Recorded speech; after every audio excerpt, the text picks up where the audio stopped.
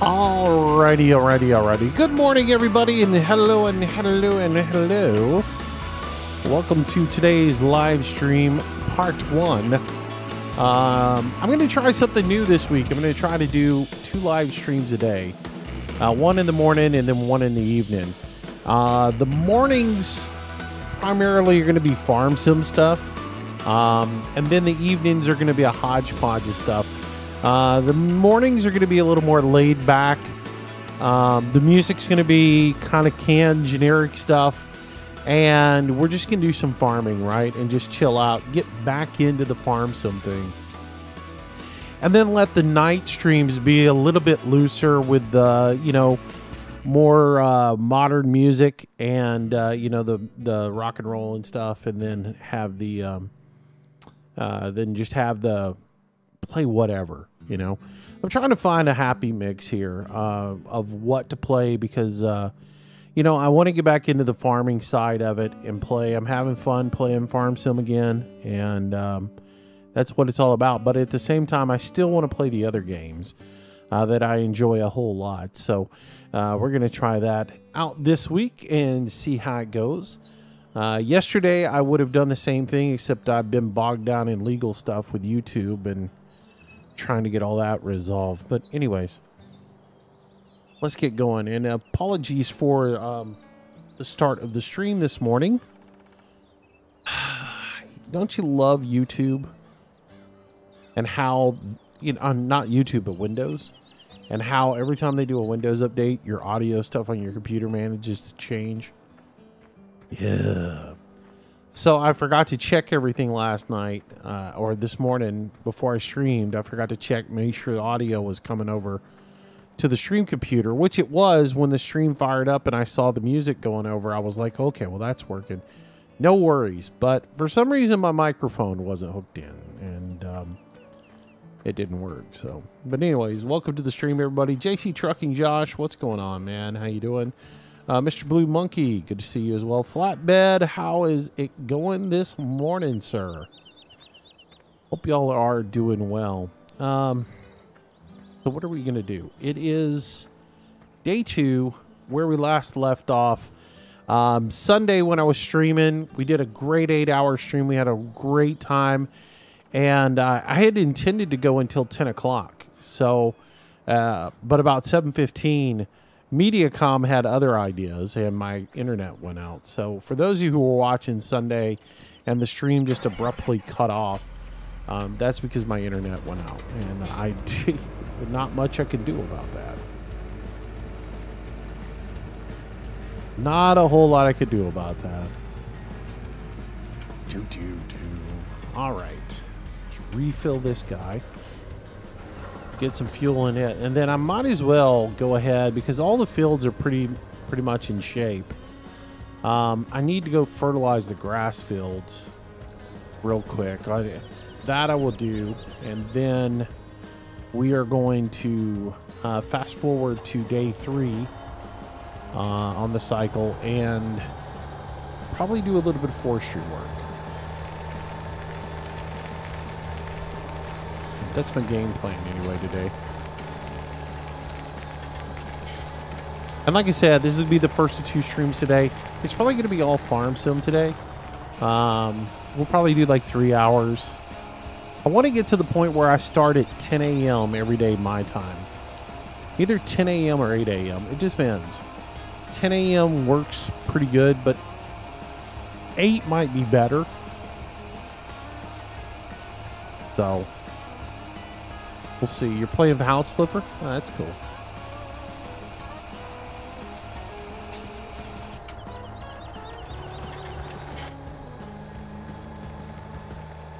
I want to find that happy medium, 8 o'clock might be good. If I start at 8 a.m. and I stream for 4 hours, that gets me done at lunchtime. And then I can turn around and go do a few things and then start back up around, 5 in the afternoon. And that would give me a nice long break to get up and go do whatever I need to do.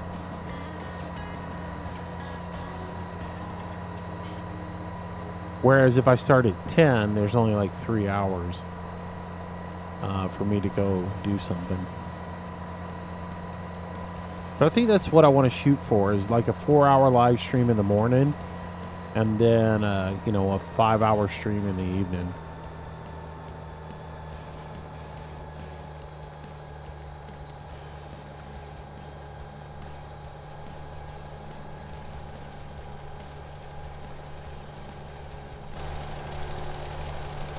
See how it works out. I always say I want to do this, and then life gets in the way. But we'll give it a shot again.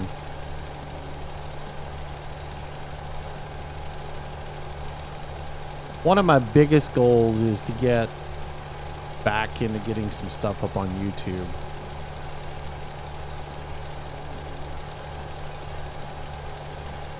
I'm not really into doing the recorded content right now, but I do feel like I need to get some content back up on YouTube. I feel like I've just completely neglected it, and I was talking to a YouTube representative to try to get these legal problems taken care of, and they're like, man, you hadn't done a video in a while, what's been going on? Videos are boring. So, but I'm thinking maybe what I'll do is live stream the multiplayer server and record UMRV. Maybe that works.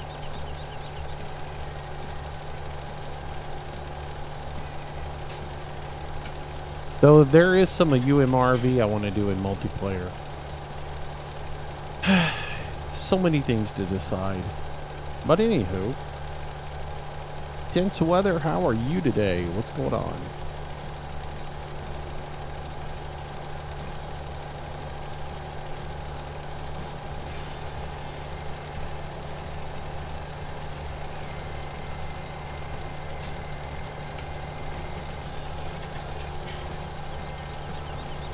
And don't forget, guys, if you want to get on the multiplayer server and play, make sure you shoot me an email this week. And I'm going through, I'm taking a little bit of time just to go through and review everybody, see what they've been doing on the server, as far as in chat.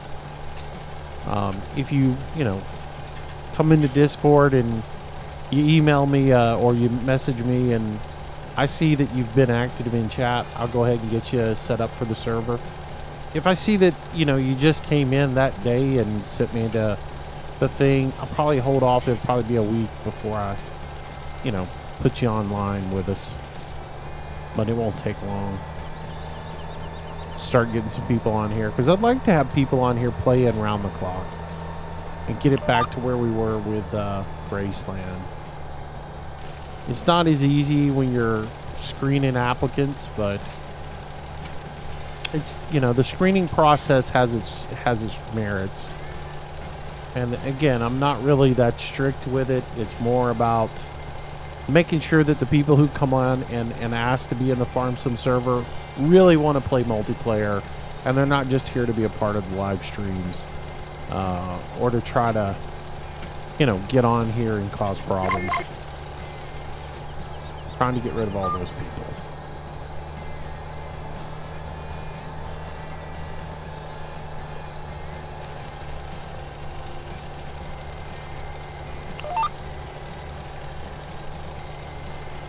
You're doing good. Just got home from work. That's cool. Good to have you. Welcome to the stream.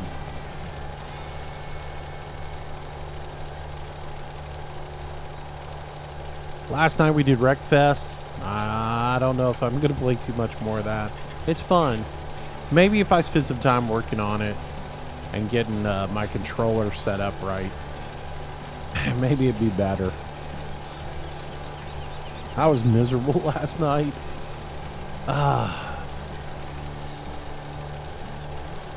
That, and there was so little interaction between the group. You know, it's like, if we're gonna do it, let's chat, let's have fun, let's laugh about it, let's yuck it up a little bit.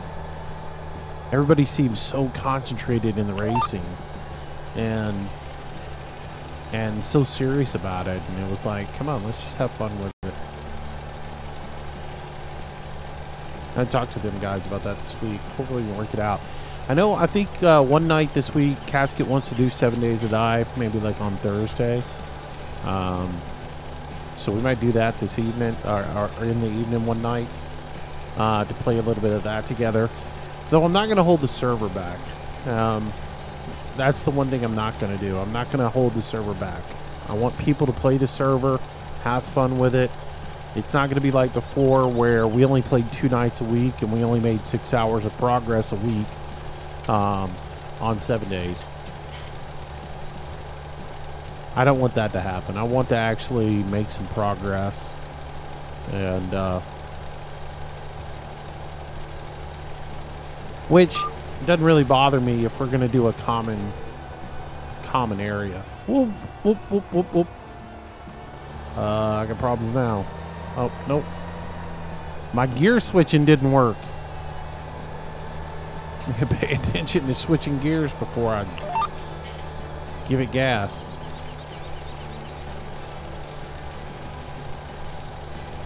I don't think we'll have as much of a problem if the server is strong and manages to perform the way it should. I don't think we'll have as much problem because we can do a community area and those who don't play along won't be far behind because they'll always have a place they can go on Horde Night. That's always been the problem. If you spread out and everybody's doing their own thing, people get discouraged when they fall behind and they log on the server and it's day 72 and they're, you know, still living in a little, you know, shack that's made out of cobblestone and they feel like they're going to get just destroyed on Horde Night.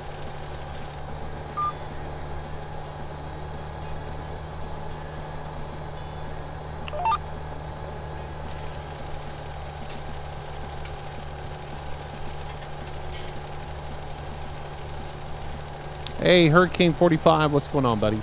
Doing all right?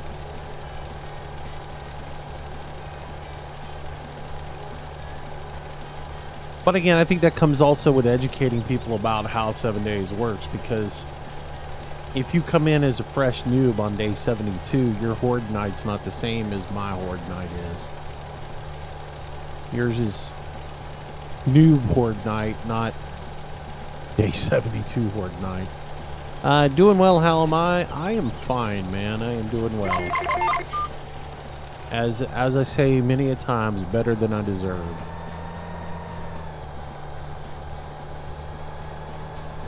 Still trying to get things with YouTube straightened out.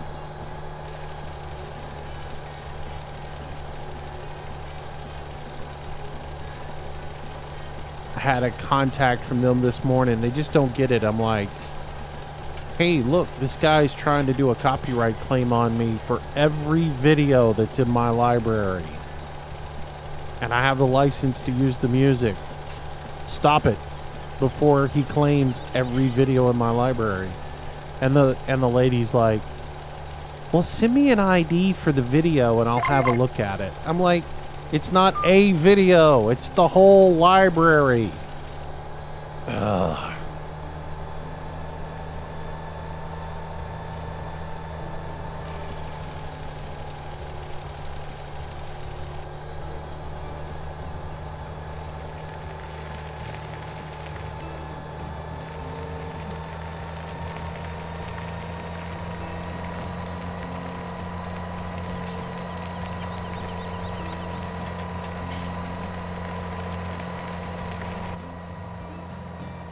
Alright, we'll head over to field 22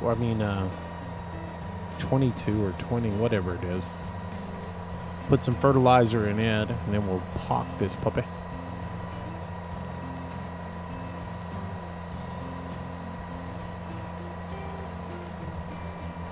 Yeah, don't worry about it. I mean, jump on there and play, Flatbed. I mean, you can always dig yourself into a hole. But my understanding, you know, I've got the loot set high. I've got the loot set for 150%. That way, when you do find loot, you find a good amount of it. Mini-Me coming in with a host on the stream. Thank you so much, buddy. I've got the loot set for 100%, 150%. So when you find loot, you'll find plenty of it. The respawns on loot is set for 7 days. That way, you'll have, you know, if somebody comes in and cleans out your town, you'll, you know, within 7 days, it'll respawn as long as you move out of that chunk every once in a while.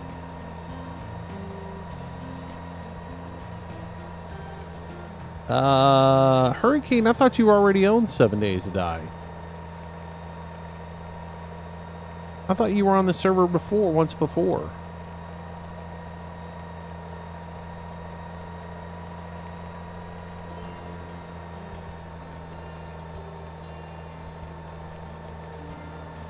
Yeah, I thought you played the last time with us. Oh.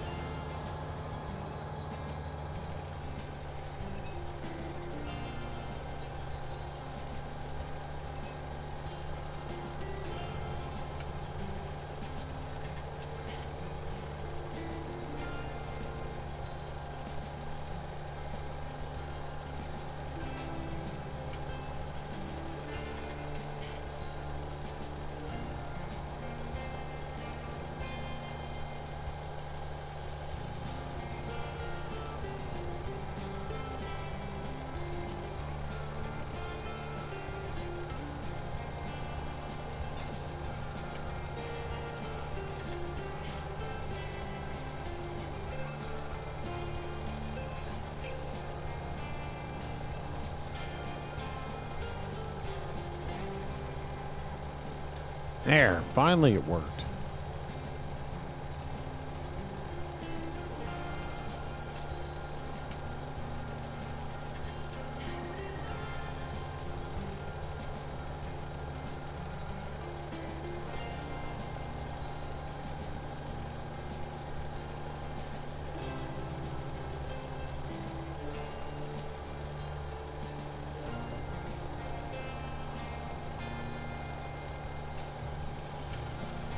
I got to get some video footage recorded so I can turn in my application for Alpha 17.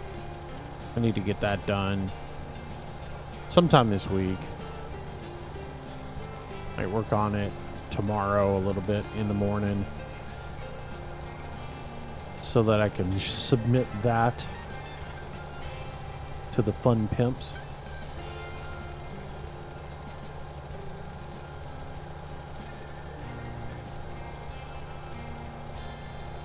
So basically, they got a thing going on where if you meet a certain requirement, if you're a big enough streamer and you meet the requirements, you can apply to be part of their stream team for the release.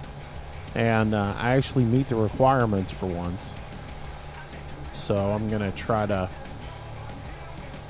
get in for that. Booyah! That way we'll get early access to the game. Changes. Phantom Guy HDTV, thanks for the follow. Appreciate that, man. Welcome to the stream. Welcome to the channel. But anyways, hopefully we'll get access to that because I'm jonesing to play.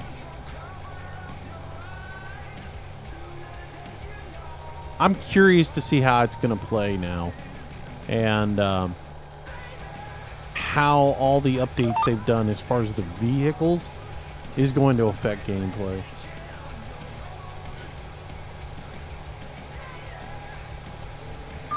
I was watching Joel's video yesterday, and it looks like maybe the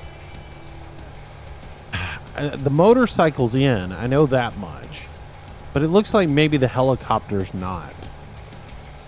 Looks like the motorcycle and the car, the Jeep, are going to be in, but not the motorcycle. I mean the helicopter.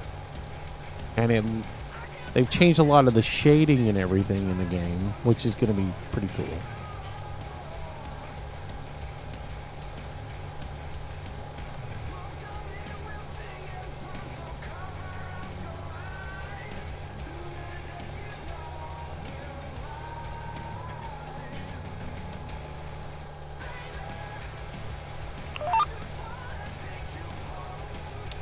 Time Factor, what's going on, man? How are you? When I went to buy 7 Days to Die, the sale ended, so I decided to wait till it went on sale again. I could have swore you played with us the last time I had the server up. Huh. The bike does. The bike looks really good. I'm going to miss the moped, though. I got to be honest with you. It'd be cool if the moped's still in the game, though. Maybe you got the moped and the motorbike.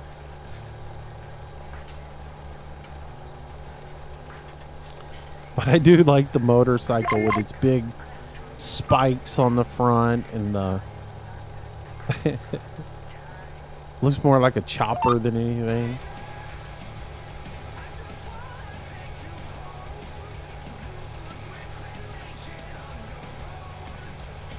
Yeah, the sound files they're using on it are really good too.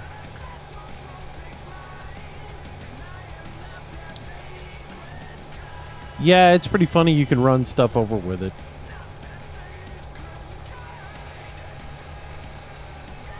Pretty funny. How did I just get kicked out of my own Discord channel? Oh, I know what it is. I gotcha. I was on push to talk from last night.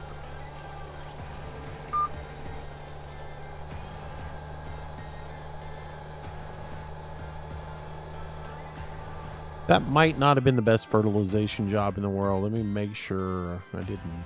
I did miss a spot right up here.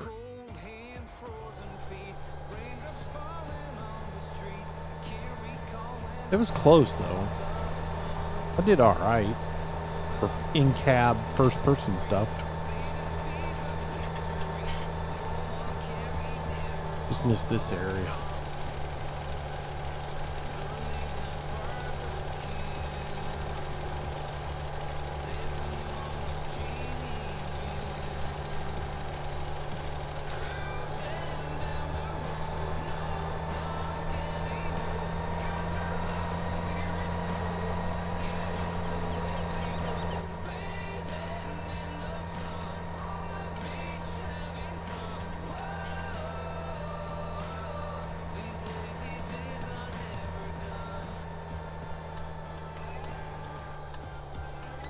Alright, let's bring our wheels back in for the highway.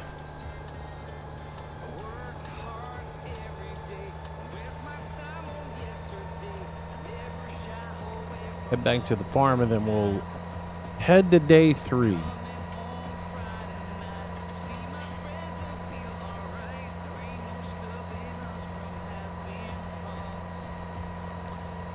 I don't really like the idea of a helicopter, but I see the use and need for it too. Yeah, I mean, I see the need for it. When Hemi moves his base to the far northeast corner of the map, and you got to run 2 days to get to him. I mean, he moves so far away on the last map that if you wanted to go hang out with him, you literally had to ride your moped for a full day cycle to get to him. And that was annoying. If I can fly a helicopter up there, that'd be so much nicer.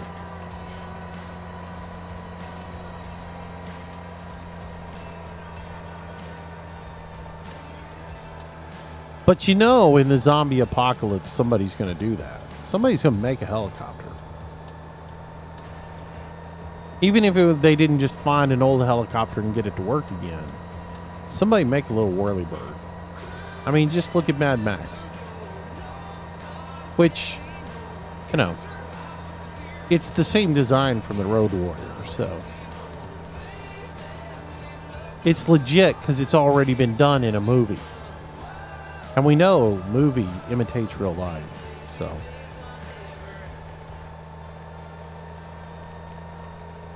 I could have swore I turned that off. Could have swore I turned GPS off. Man, it'd be great if there were mirrors on this mod that you could actually see out of and back up with.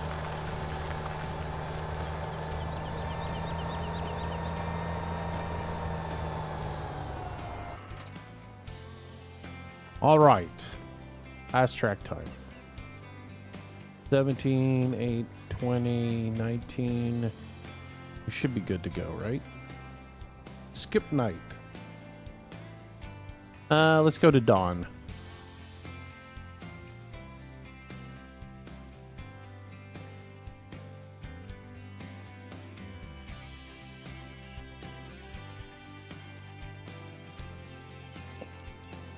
Welcome to day 3.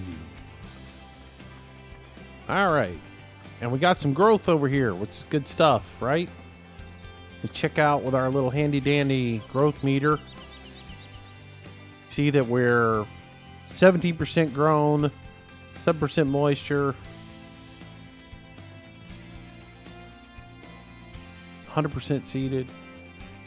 Good to go.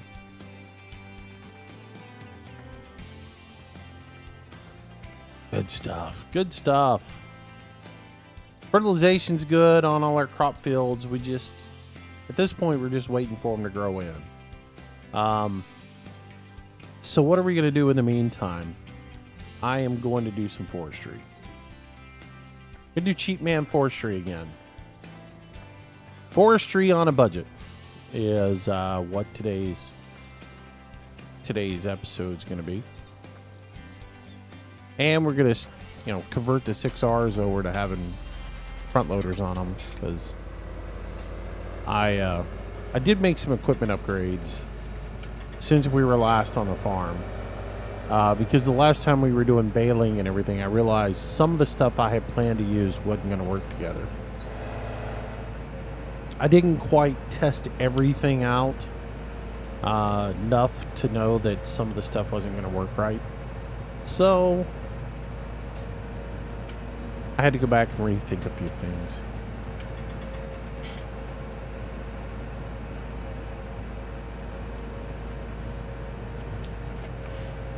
And that meant we're going to have to put front loaders on all the John Deeres. Well, not on all of them, just the 6s. Just the 6Rs. 7s and 8s are for field work.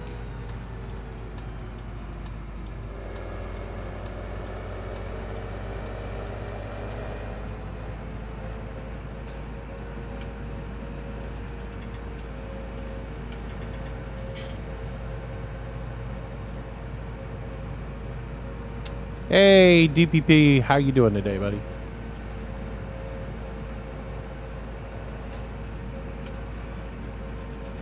How's the injured life treating you? Life in the cast lane. Billy's going to lose his mind. Life in the cast lane.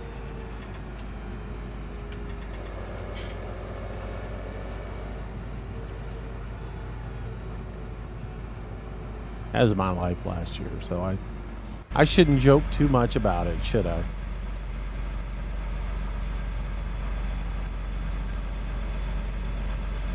At least I properly tore my leg up,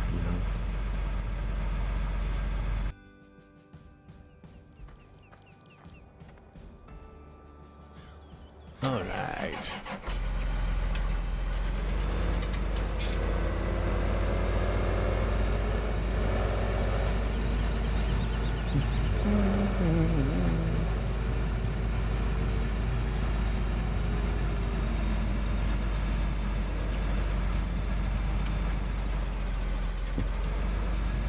That's interesting. No collisions on the sides of those.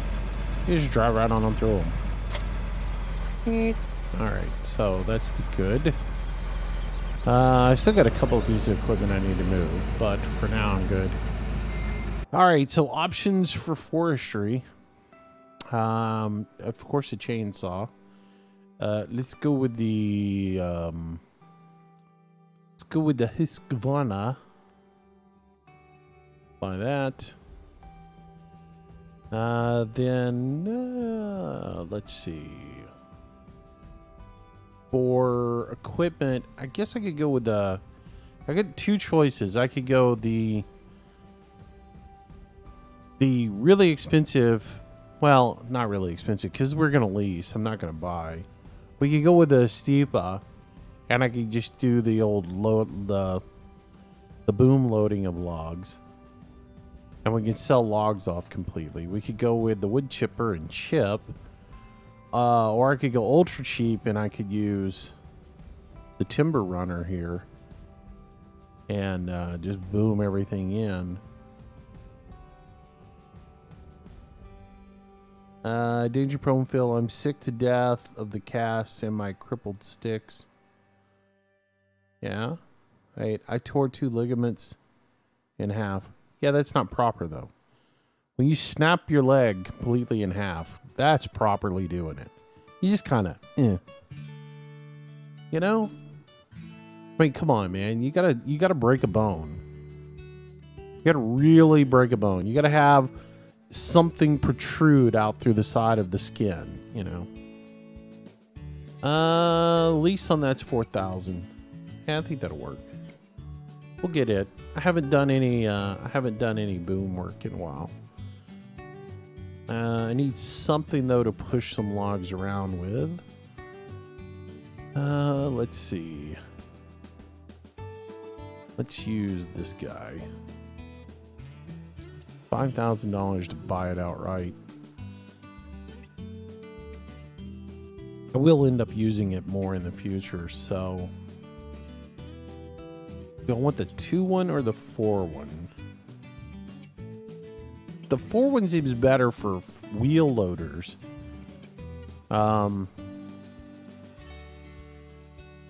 It looks like a little overkill for what I'd be. Well, I'm gonna go and get it. I'm gonna buy that out. Front loader, telehandler, wheel loader.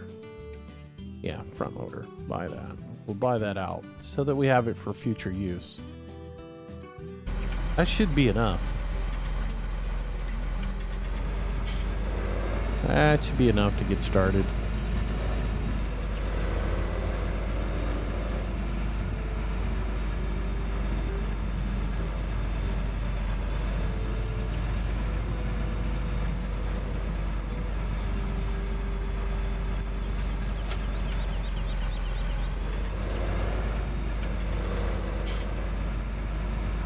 I mean, I'm not really going to use it to load logs with. I'm going to use it for basically just pushing stuff around so that I can not have to reposition the trailer as much. Because that's the one thing that sucks about typically doing wood this way is, you know, you cut down a long tree, and then you've got to reposition it reposition the trailer to load each section.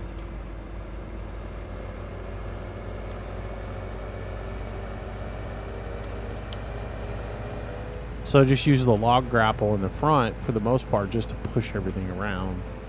So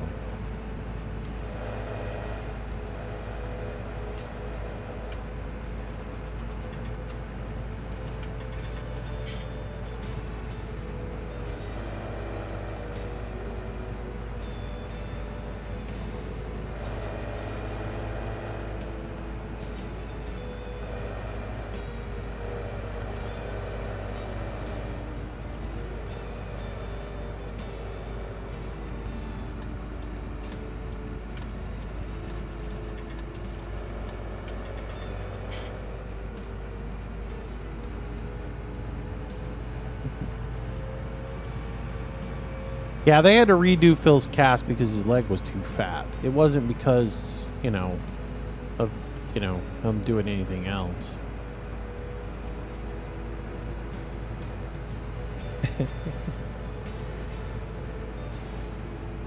I like to give you grief. Next time you get your cast put on, Phil, before you go in there and get it done, eat some really salty food and drink a lot of water. So that you get good and bloated. That and, you know, sit in a chair for about 20 hours.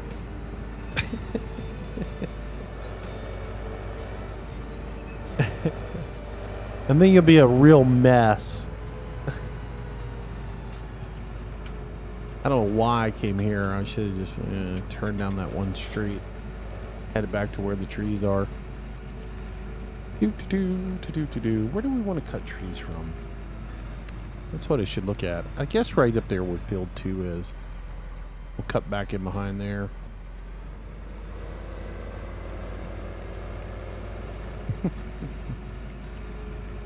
For those who don't follow along with what's going on Discord, Philboy got his cast put on, and when he did, he started having his feet get numb from it because it was too tight. It was cutting the circulation off.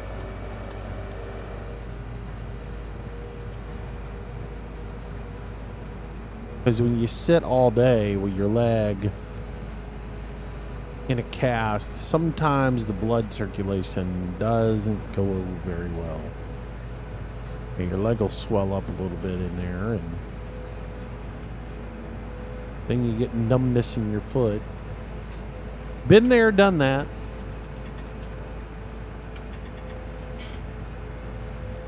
Got the scars to go with it. So I get to give him a hard time. I've felt his pain.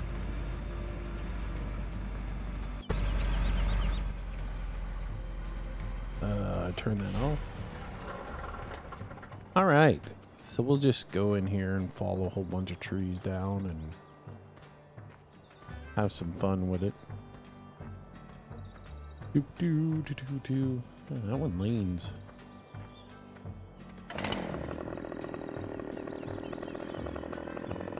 Which way do I want to drop these? Yeah, like I could cut this. Here's what I love about Farm Sim Physics. That tree's clearly leaning that direction, right? Doo-doo-doo. Timber! Fall to the left. Beautiful! Ah, gravity. Ha! Screw you, gravity! Giants does its own thing.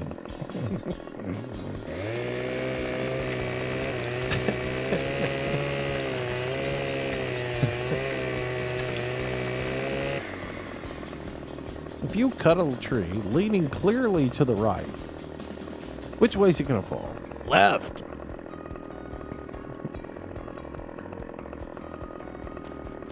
Ah, gotta love it.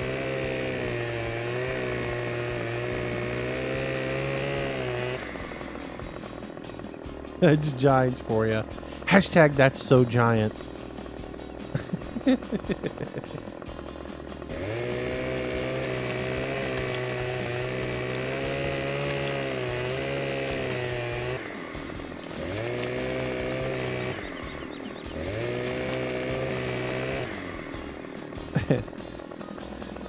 Spends hours developing a horse to go in the game for no advantage at all. Yet doesn't spend any time on working on fixing logs from squirting out of the log grapple. Hashtag so Giants.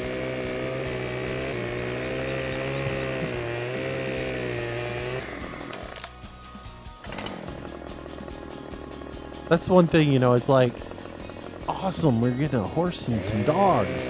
Did you bother to work any on the forestry physics? Nah, it's great. Forestry physics, there's nothing wrong with forestry physics. Ellie, let me pick up a log in a second and we'll watch it squirt out, you know, either left or right out of the log grapple while sitting there not moving one bit.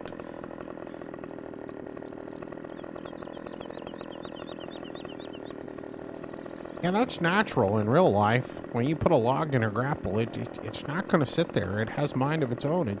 It squirms and fights because it wants to be free. It's like a Mustang. You have to tame it. I don't think so.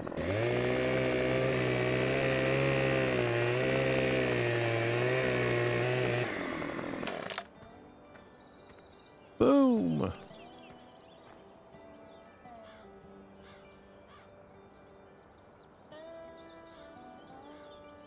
It's like a seesaw, man.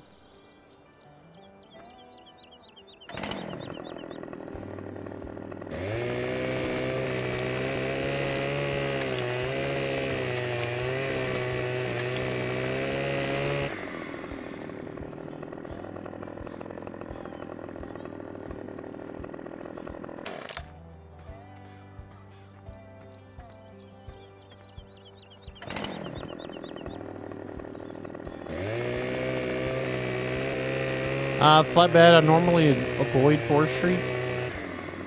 I enjoy it, you know? It's fun.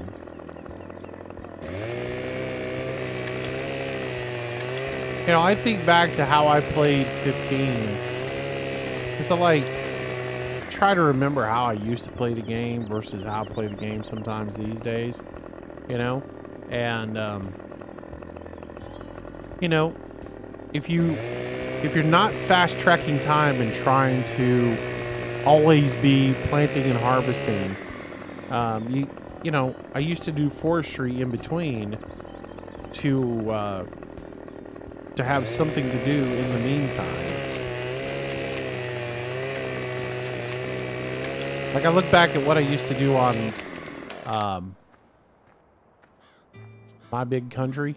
I think that was the farm that I had. And I used to do it all the time, you know. But it sucked because I was playing with a controller and it was a nightmare. And I used to do the wheel loader thing like everybody does, you know.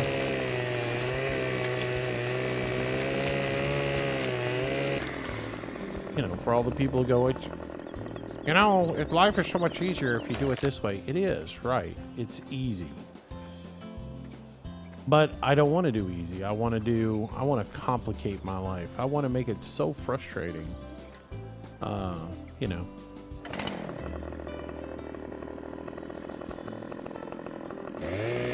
I think you move. I think you evolve when you play, you know? I think you evolve in your gaming and farm sim. You start out and you play it arcadish and silly. And then eventually you decide, you know, hey, I want to play more realistic. Or you know, you go to the devil's side and you decide that you want to play as fast as you can, and you download the mods with the 50-foot long, you know, conveyor belts and stuff on the front of them. I'd like to get in here and get down low on this instead of leaving a 4-foot stump.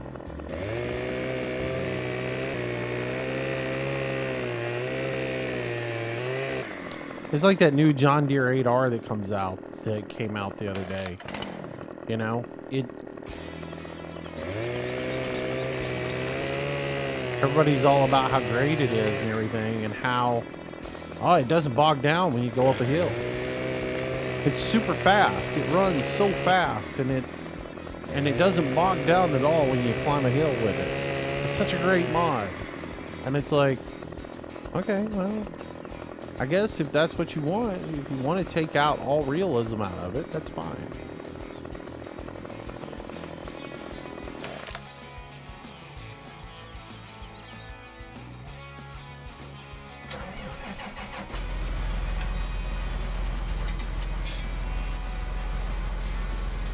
I think we all forget that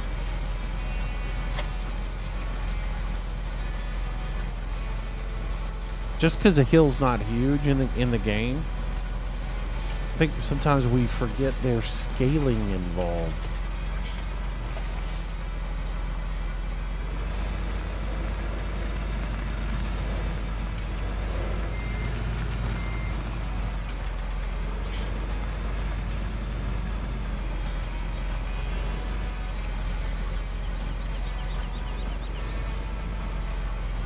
And even though a hill only looks like it's X amount of feet high or whatever. Nah, forget all this. I'm just going to cut everything first.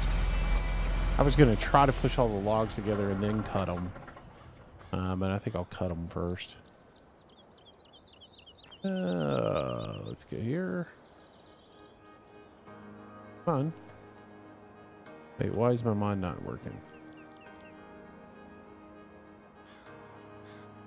Did I not install it? I thought I did. Did I install and not enable it? I thought I put the cut helper on here so that I could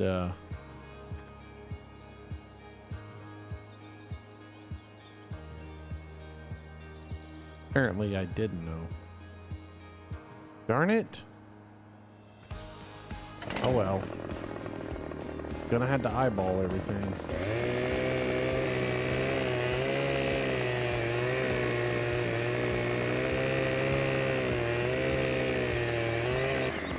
Do I have a list of mods I use? No.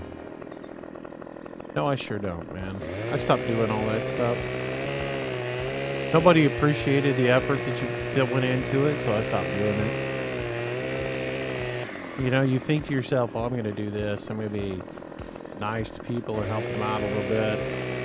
And then all they do is complain about how you do things, and they don't appreciate the time and effort that goes into it, and it's just kind of like, never mind. It's so thankless.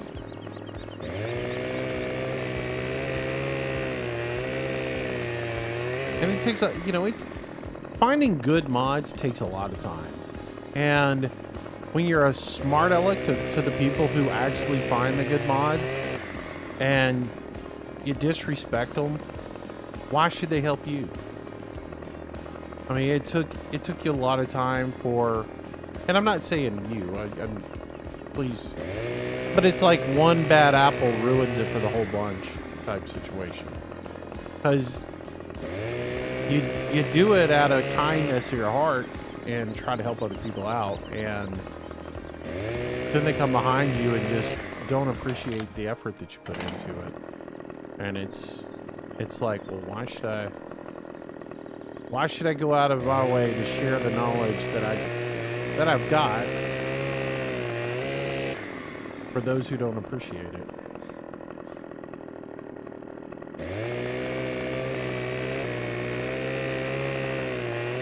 Well, let's see. Is it possible to play with you? If you're part of my Discord community, yes. Alright, so that's cut there. Okay. 1, 2, 3. I don't know. I wonder if you could do like tap, tap, tap, tap, tap, and that would be 5 meters. Like 1 meter, 2 meter, 3 meter, 4 meter, 5 meters. I wonder if it's a meter move. Doesn't look like it.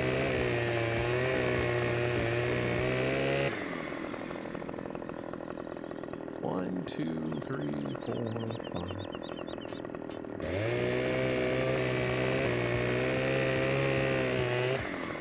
I know what you mean. You're talking about the mods that I'm using.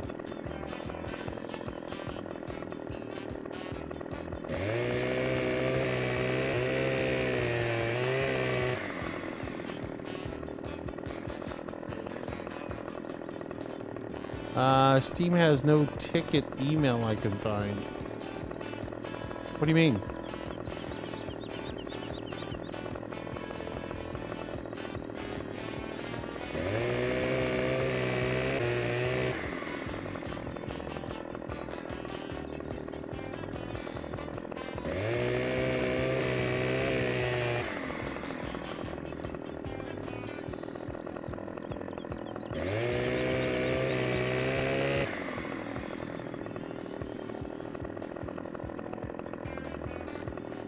Are you talking about your 7 days to die refund?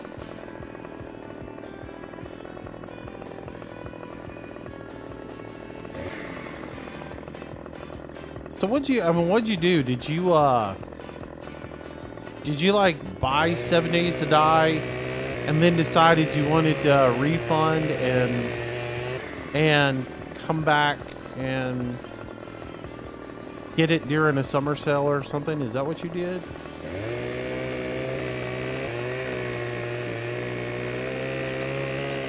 I'm pretty sure you played more than 2 hours of it.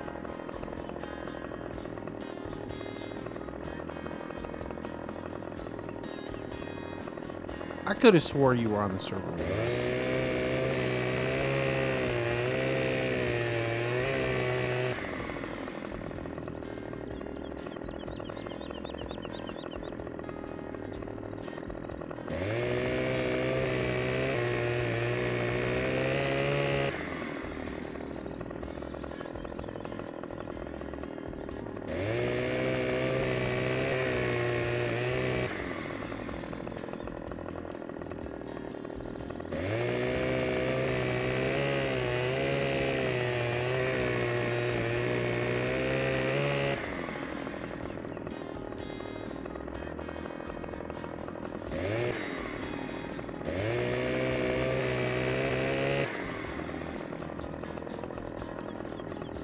Because I thought you were in the city right next to me when we were on that server.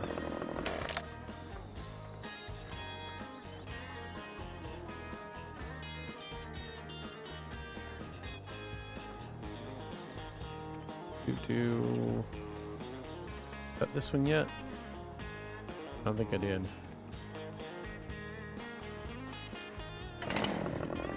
Let's see.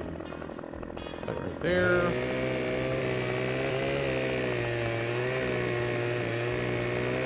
It's superbolic. The way I do this, and I end up having to explain this every day. So those of you guys who have heard this speech before, I do apologize to you. I end up having to repeat a lot of stuff during the streams. But the way I do things is, instead of just running a public server, I encourage people to get into Discord, be a part of our Discord community. And if you can hang out, be social, you know, get along well with others, and I can see that, then we'll get you on here. There are some rules you have to read. And because we don't play this as a, you know, we don't play as a silly goof off, whatever, you know, server.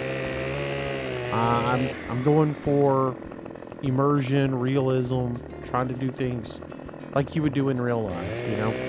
And so that means when you are on the server, you need to treat it like it's real life, and you know, not drive through fields and not play bumper cars with all the equipment.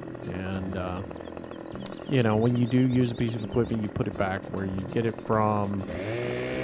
Stuff like that. Now, I've never played 70 Days today, so I got PUBG in the summer sale, but I put in a refund request 4 days ago for it. It has under 2 hours of play on it. Oh, well. I'm sure they are getting plenty of requests for refunds, so I've always gotten a refund though pretty much immediately. I wonder if there's a refund on summer sale stuff. Is it possible they have a no refund thing on summer sale? I don't know. 1, 2, 3, 4. I haven't really seen anything in the summer sale worth buying. I think I was going to look at maybe picking DayZ up here in the summer sale. But I don't know if it's on sale or not.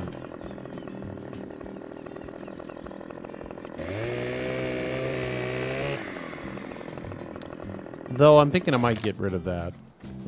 That notion.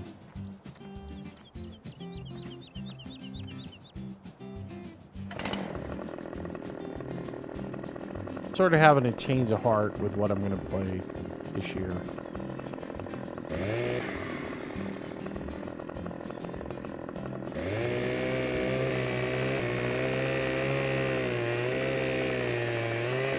That's who I thought it was. That's, never mind. I'm getting you confused, Hurricane, with D. Coleman.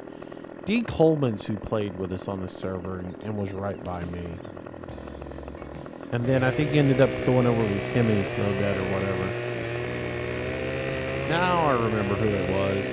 Just seeing your name reminded me. I was like, oh wait, that's who it was.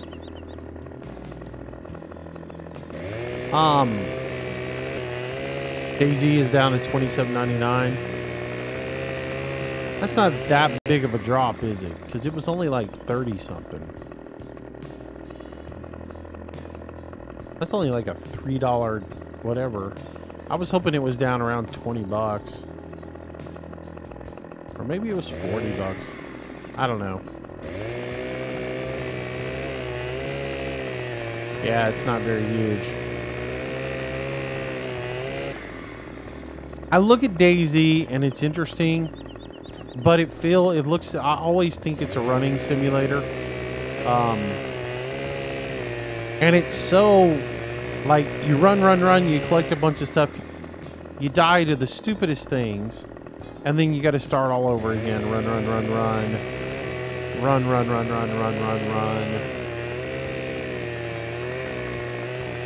I don't know, it's one of those things that's intriguing, but at the same time, I'm like, is it really worth the money to play it because, you know. And DayZ seems like a cult to me. You know, it's like you're either really a big fan of DayZ or you're really not. It's one of those things where you either like it and you think it's the greatest thing ever, or you go, no thanks. And I feel like I might get into it and be like, no thanks.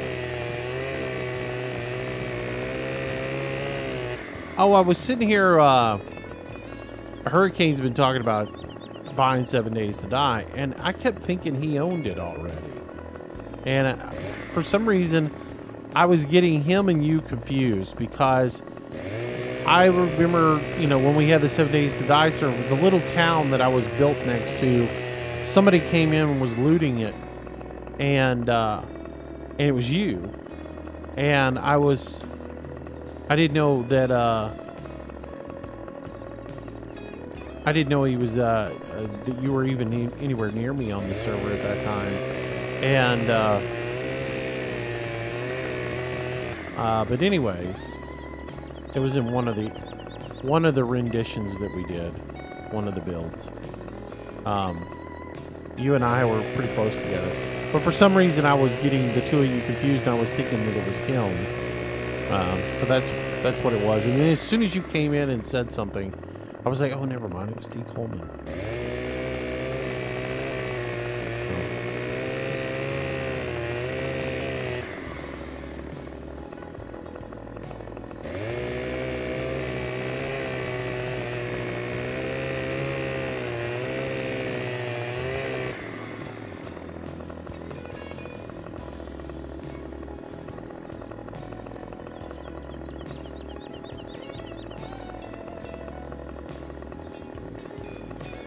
Oh, Rust sucks. I have no desire to play Rust.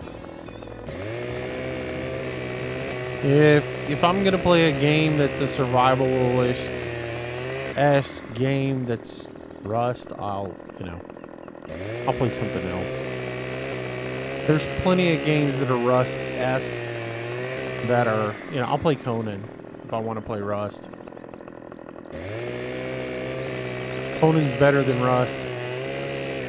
And it's the same sort of aspect, but there's so much. Rust is so annoying. The number of, like, I enjoy the survival games and the survival building a base, doing the survival stuff, but it's the silly childishness and the griefing that goes on in Rust that I get tired of. Rust is just silly.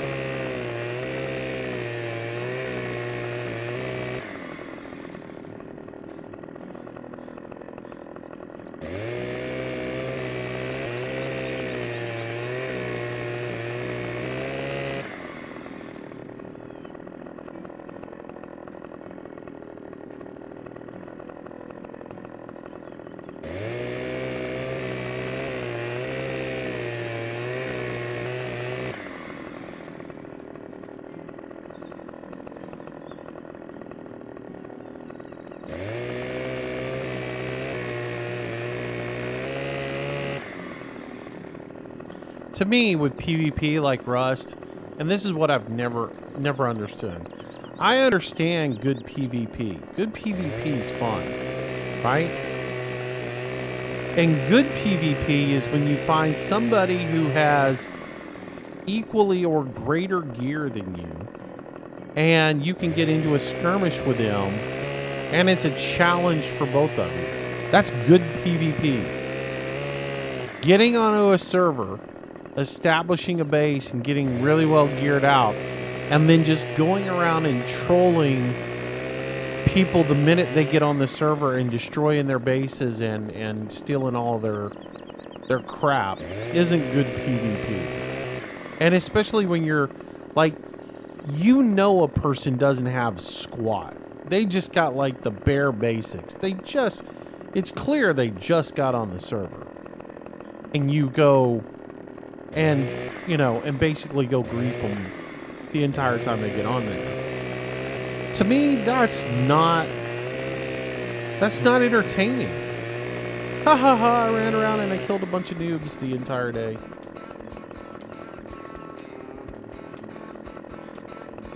I'd rather be like, well, let me help you get built up so you get some sort of base so that we can have some fun skirmishing each other instead of this kind of crap, you know.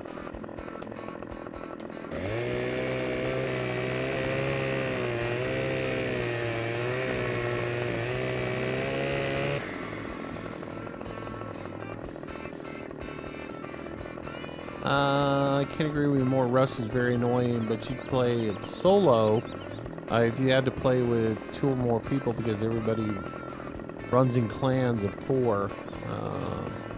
But you know, when you say something about it, you get told get over it, it's Rust. Exactly. Get over it, it's Rust. Okay, well, then get over my comment about it's Rust. You know? I'm just making you're affirming what I'm saying by your comment that I need to get over it, it's just Rust. You're right, it is. It's Rust. It's like the plague.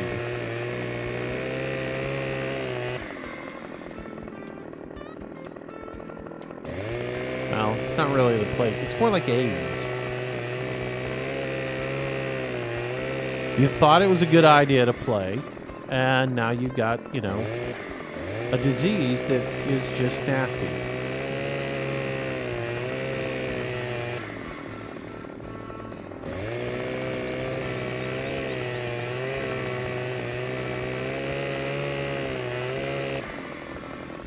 Come on, cut that tip off.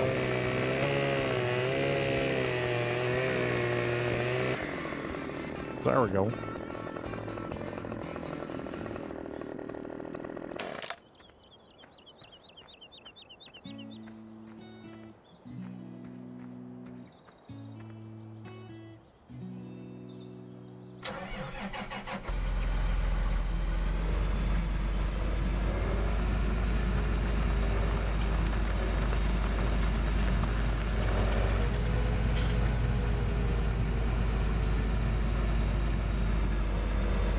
Technically, also, when almost every server you say join says don't kill on site, yet everyone does it no matter what is said. Yeah, I mean that's just PvP. That is the AIDS of PvP. Anyways, you pretty much have to accept that when you play PvP, unless you're playing on a private server that has good admins who mean what they say. And if you step out of line, they smack you good with it.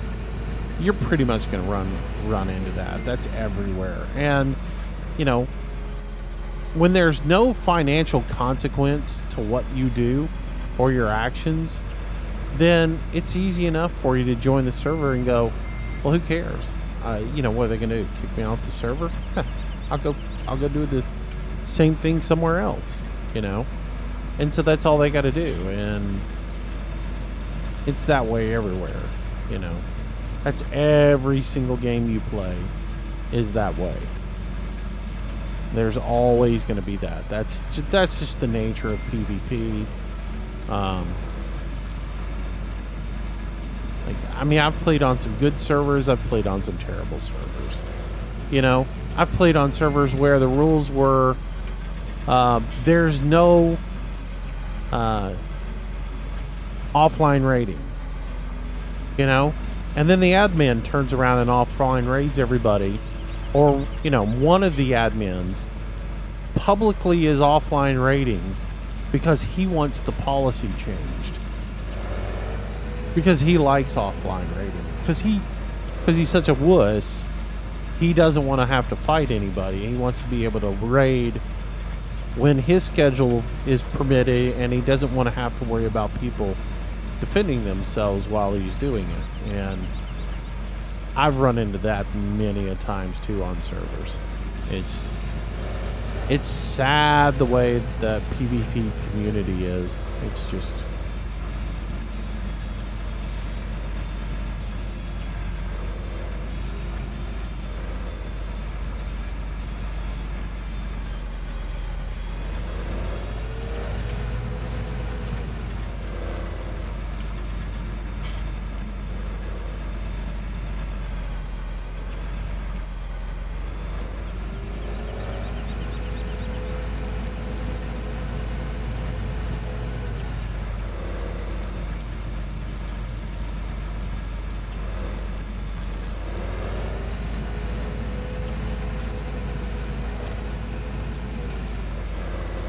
At the end of the day, if you don't have a relationship with people, if you don't know them from Adam, and there's not and it's not a community where you're playing with people that you hang out with on a daily basis, then nobody's going to respect you anyways, and they're going to do their own thing. And that's the way most of these places are. Most of these games like Rust and stuff like that, they're you know, there is no camaraderie there except for the people that you're playing with. So even though you're playing on that server and it's got rules and everything, most everybody's going to disobey them.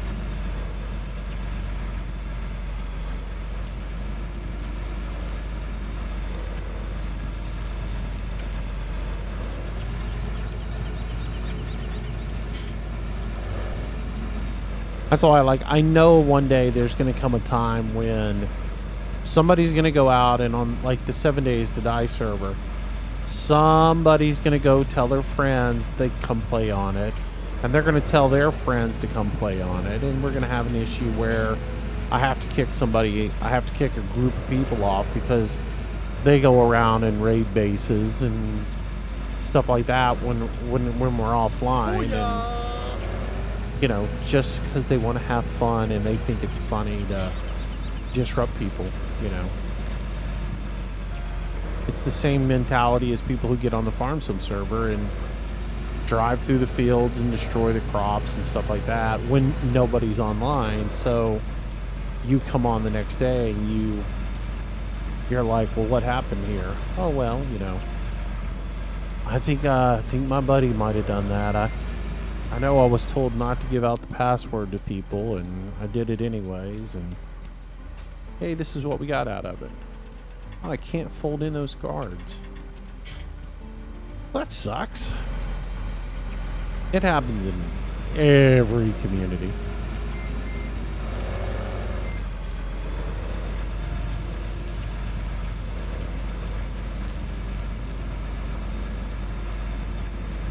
I always love it when they come back to you and go, oh, I didn't realize I couldn't tell my friends to come play with me.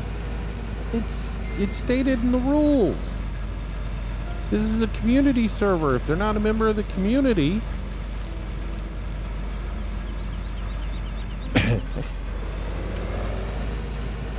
Arr.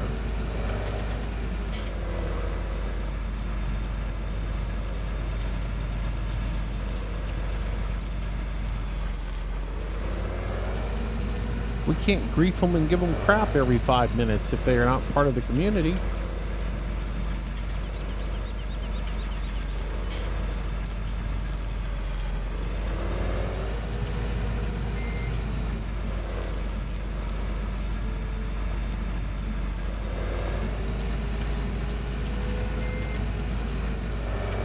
Hey, come on now.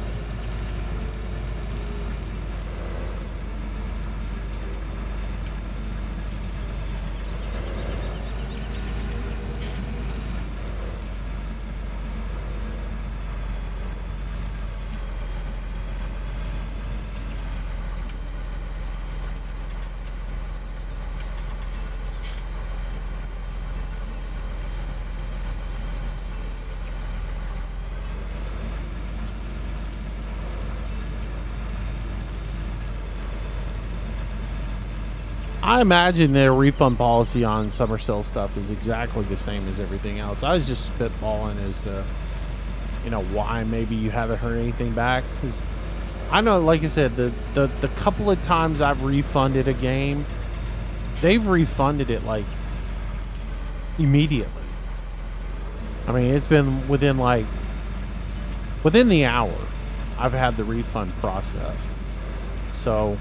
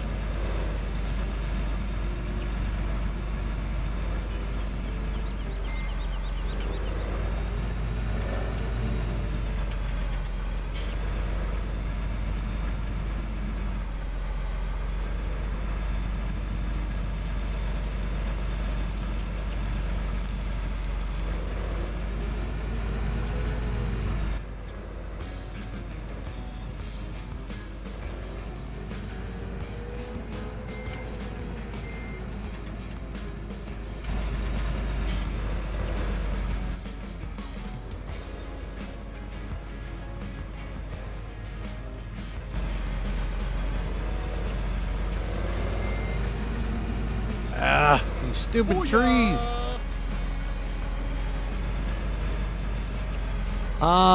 Big of the Killers 22. Thanks for the follow. Welcome to the stream. Welcome to the channel. Welcome, welcome, welcome.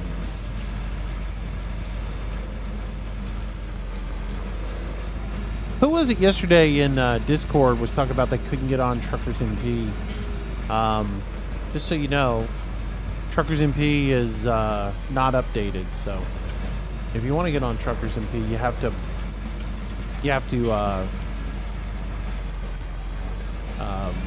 take your game backwards because of the recent update. I kind of figured that's what it was.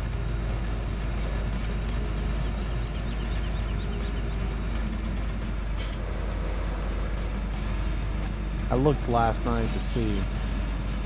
And that is the case because I thought, well, it is Tuesday. Maybe we could do some Truckers MP tonight and work on the Big Sur challenge.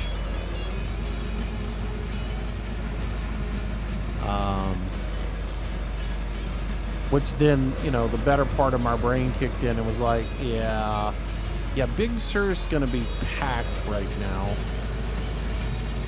Probably not the best idea, but you know, those silly little thoughts go in my head sometimes.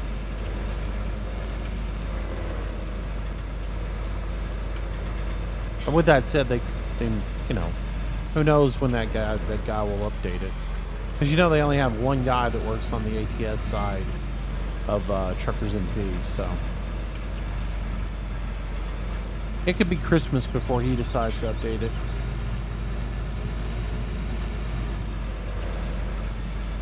Who knows though? Maybe Truckers MP is a thing of the past.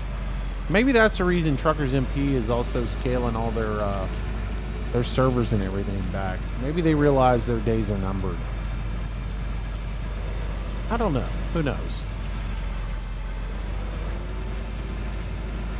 Or maybe Giant's whole thing is they're going to incorporate Truckers MP into the fold. I don't know. Everything from that little stream the other day where Pavel was, I don't know. Sometimes now when I listen to Pavel talk, I think it's just lip service.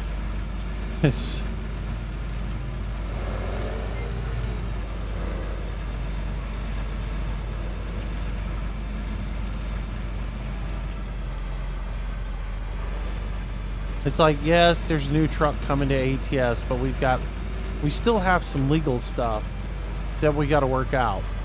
Well, that's the situation we've been in since the game released, right? I mean, the Volvo V&L's been done since day one. We've just been working on the legal stuff for it. I don't know. I feel like it's just kind of like, hey, let me give you some lip service here so you'll believe that, you know, we really are working on all this stuff, but we're really not.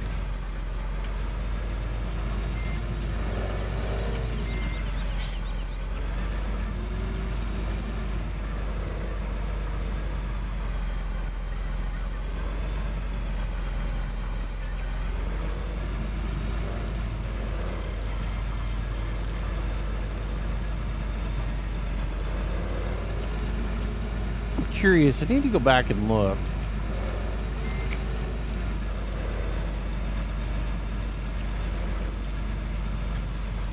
I want to go back and look at when. Somebody look up and see when the release of ATS was. When the actual release date is. Wasn't it February? Wasn't it initially a February release date?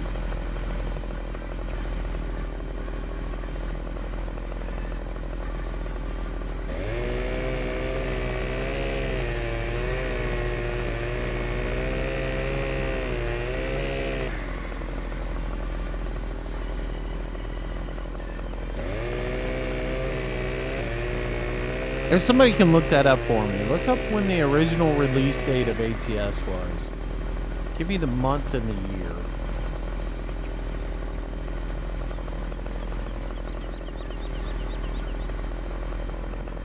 I just thought about something.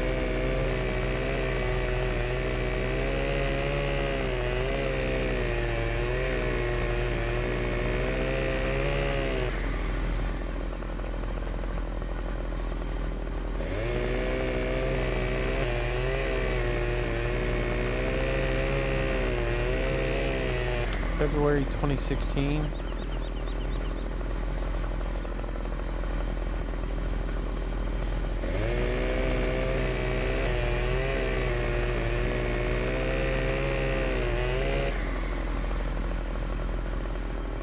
It'd be curious to see when they do get the new truck into the game, whenever that might be.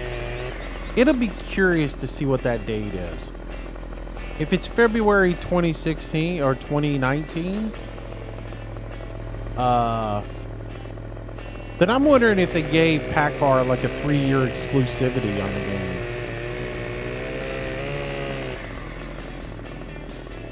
Or maybe they gave them a 2-year exclusivity and it's taken them this long to get the next truck figured, you know. Because if I had PACCAR, to be honest with you, if I'd given PACCAR an exclusivity for 2 years in the game, and I had no intentions of putting another tractor in for 2 years, I wouldn't even court anybody during that time. I'd start like 6 months ahead of time. I mean, we can go to Volvo and go, hey, we want to put your Volvo V&L in the game, but I can't put it in there for 2 years because I've given PACCAR exclusivity. But man, we really want you in here. I'd be kind of pissed off if I was Volvo. I'm just spitballing. That's not like I know anything or anything. I'm just saying it's a possibility.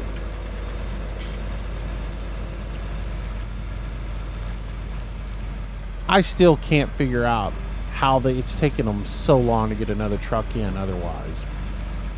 I mean, that's all I could think of that it is that maybe they gave exclusivity to PACCAR for a certain amount of time, and that exclusivity hasn't run out yet, or has just now starting to run out, or whatever, because it just makes absolutely no sense to me whatsoever that it's taken this time to convince another company to put a truck in there.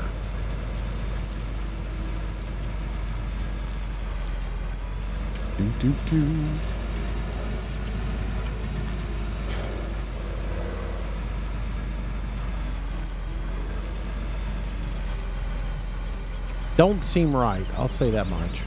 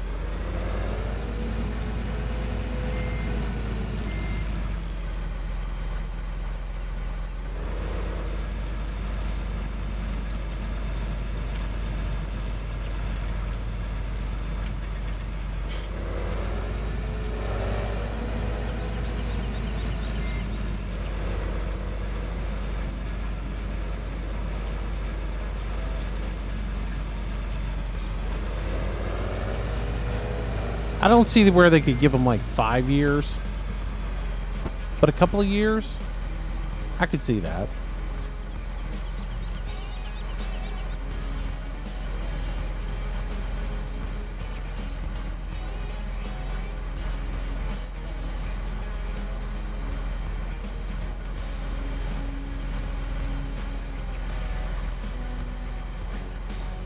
Help us launch the game.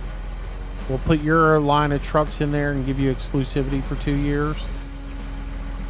I could absolutely see that happening.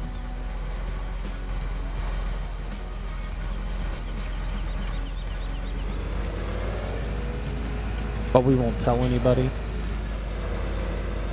Yep.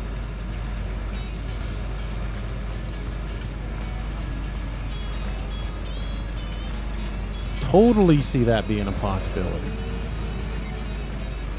And right now, it's about the only thing that makes sense.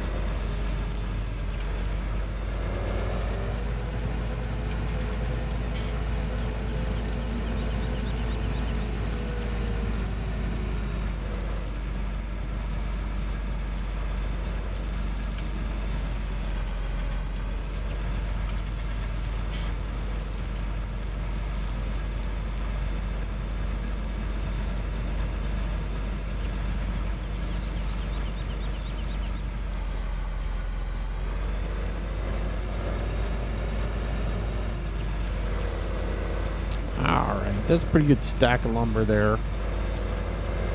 Should be able to load up a few trailer loads, make a little bit of money. You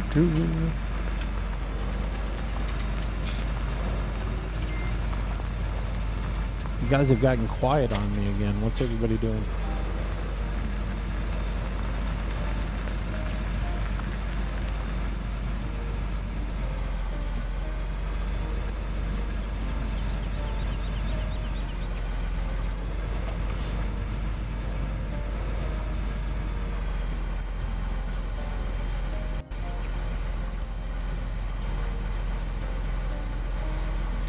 Let's see if I can remember how to do all this stuff.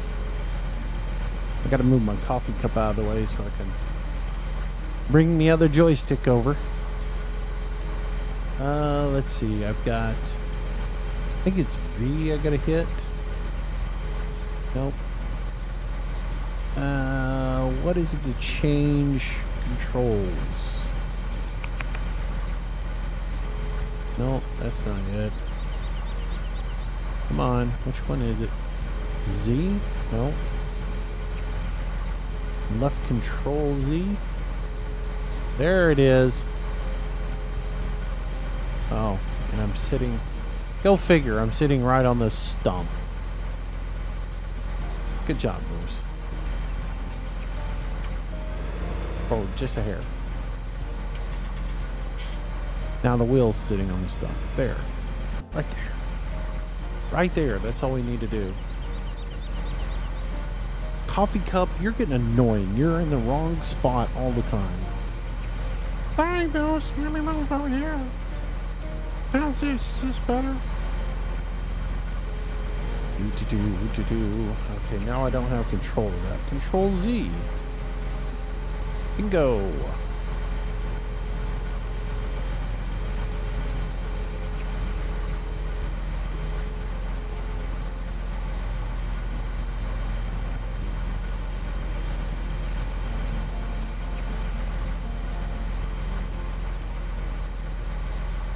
Dude, I got owned on there the other day.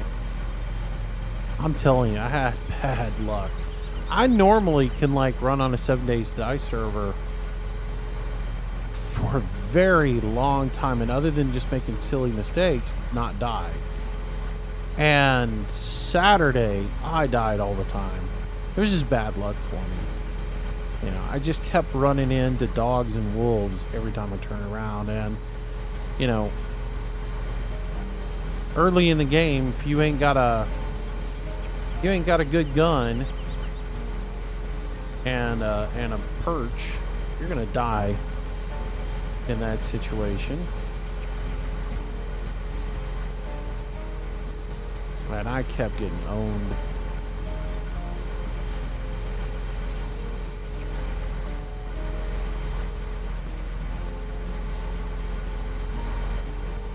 Oh, I'm going to be rusty at this, so, you know, don't everybody laugh at once. The Moose is going to definitely need a little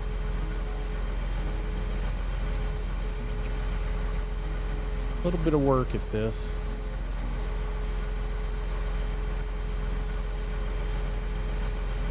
Come on, rotate. Oh, it's the wrong button. Duh. You hit the right button, the log will rotate, Moose.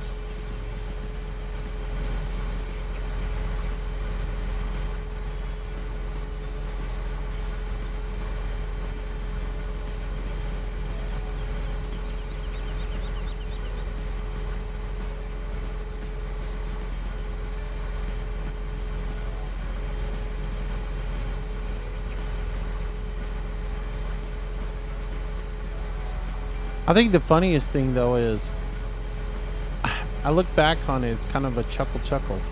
Does anybody realize that Sunday I played 7... Well, oh, never mind. Y'all didn't get to watch it. Never mind. I can't make the joke now.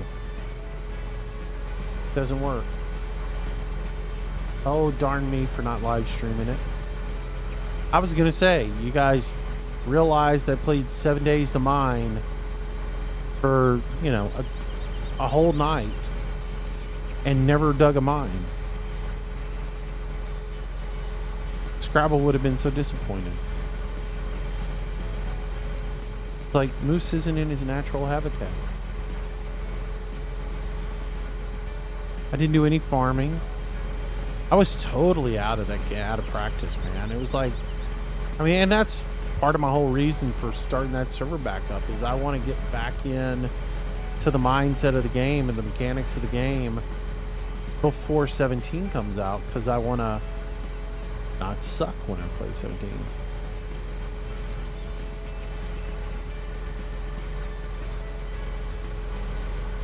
Though 17 looks like there's going to be a lot of learning that we have to do with it. Watching yesterday when Joel was playing it, I thought it was kind of cool that they've got all the people who were Kickstarters of the game. They've done artist renderings of them, and that's the artwork now in all the houses, is pictures of the people who are Kickstarters for the game. Very, very cool.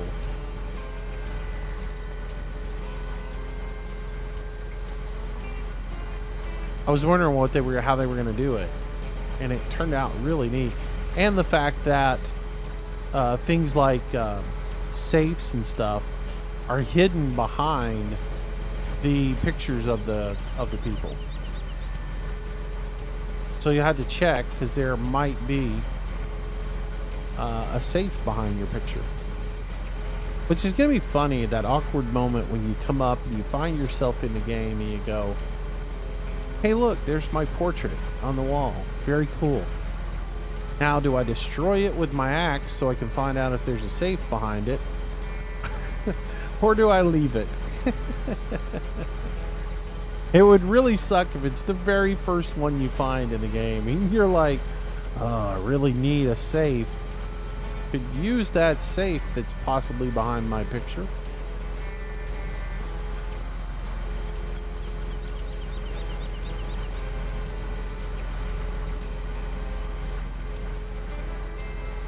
But if you're not a Kickstarter, you don't have to worry about that. You can just go through and go, I don't know who this dude is, but I'm going to smack him in the face.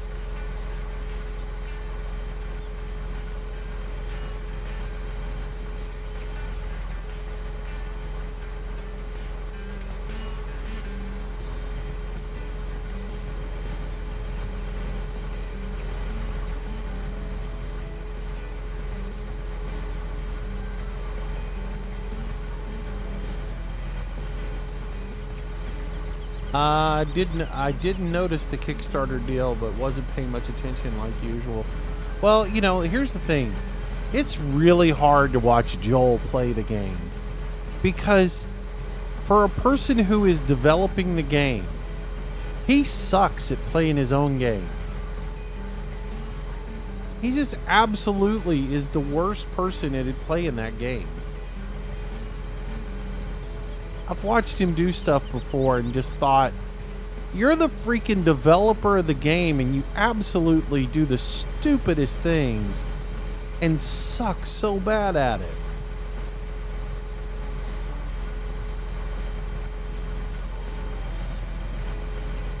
Even in the video that he put out yesterday, right?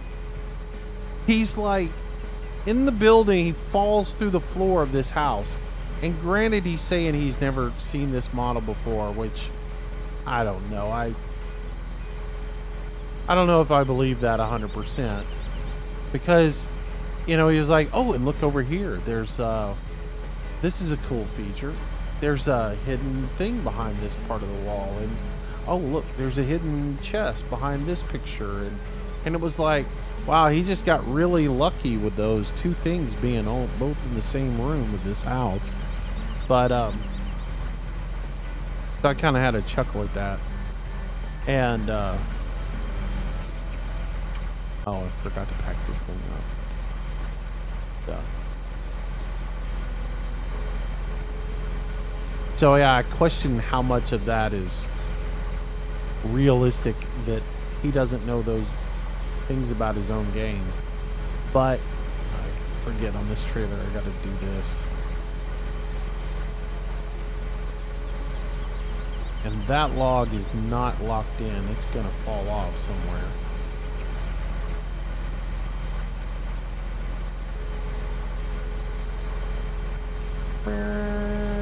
Loaded. Alright. Let's go sell some logs.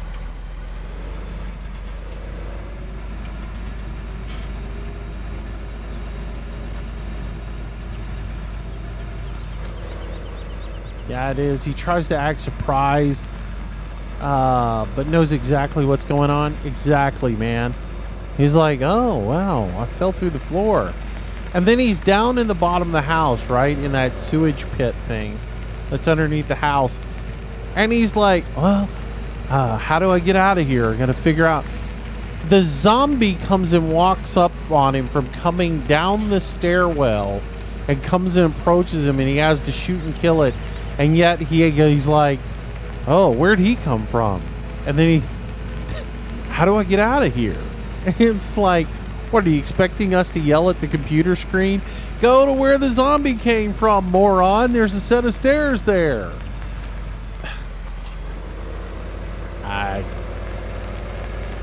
Maybe that's what he wants us to do. I was just cracking up at it. It's like, really, Joel? Come on, man.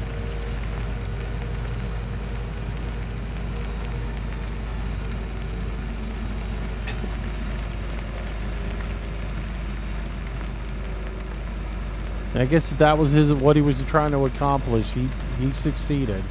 Because I was sitting there going, what an idiot. There's a stairwell right there, dum-dum. Oh, where'd this guy come from?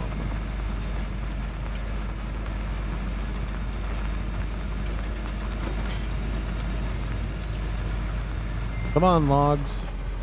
Come on, sell yourself off. Don't make me have to get you out of there. Ugh.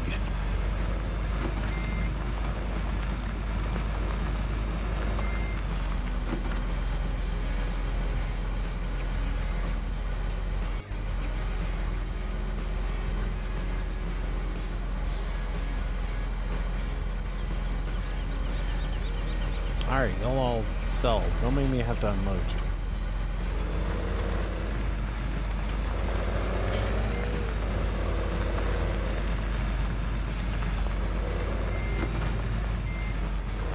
It gets one at a time.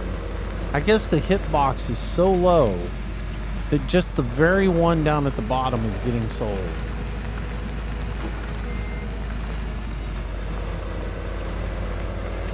Am I logged in as the admin? Oh, oh.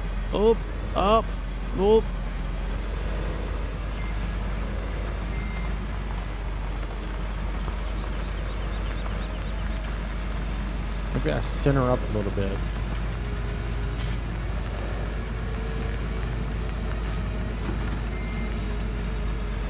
And I'm getting the thing too, and I'm not actually seeing logs sell. Bizarre.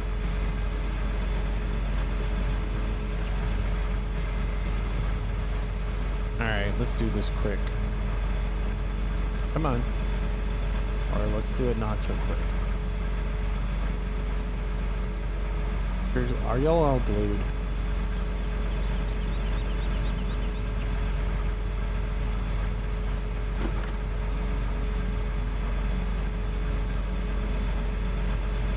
Huh.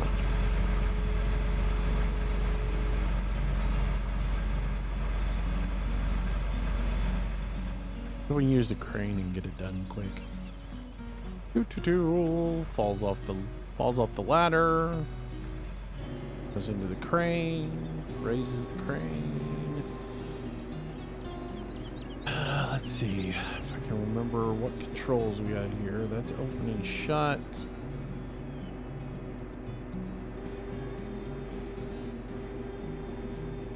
Left, right. What is the control to raise the crane? I'm doing something. I thought it was that. I think the crane's broken on this map. That should be reeling it in.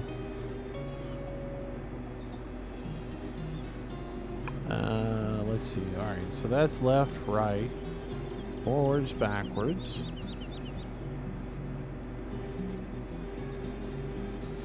Yeah, that should reel it in and push it out. Yeah, I think it's broken too. Oh well. Now, hey, here's putting a feature on the map and not getting it right.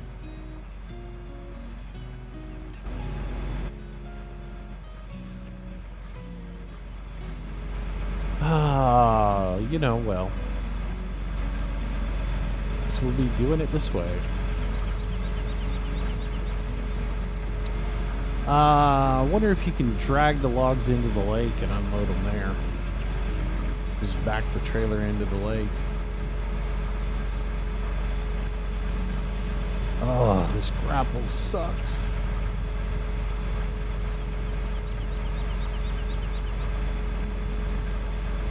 Can't you grab the log?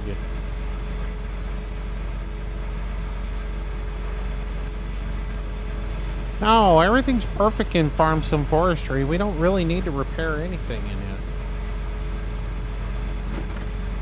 I don't know why people complain. It's perfect.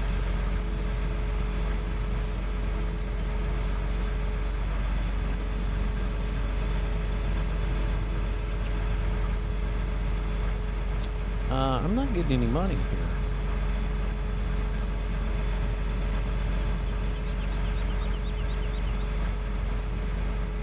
Oh, there was a bit. Okay. I'm not getting a little green thing that shows up and tells me how much money I'm getting.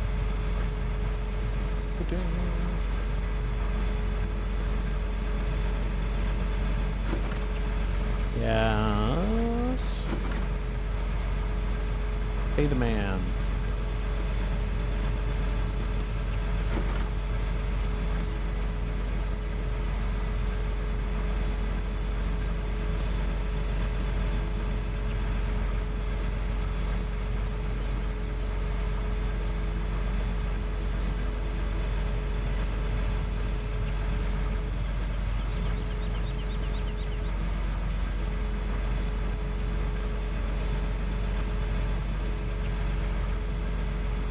Alright, so we almost got all our money back from leasing all the equipment and everything.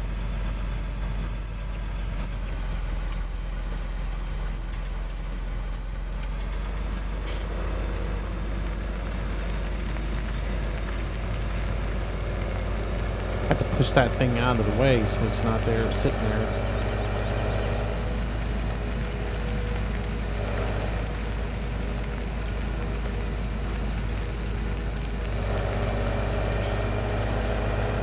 Tough SOB, yes. I'm assuming that means I can dump them in the lake.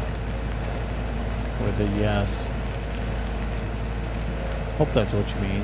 I'm going to try it on the next load.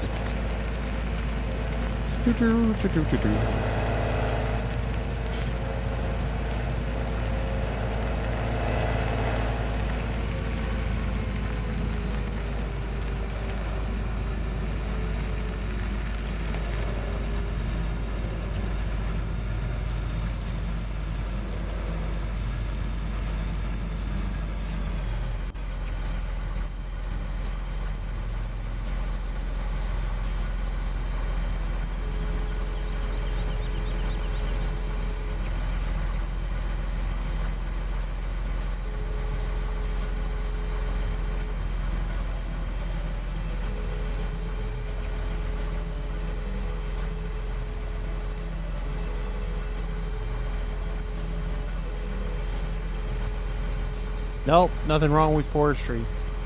It works as intended.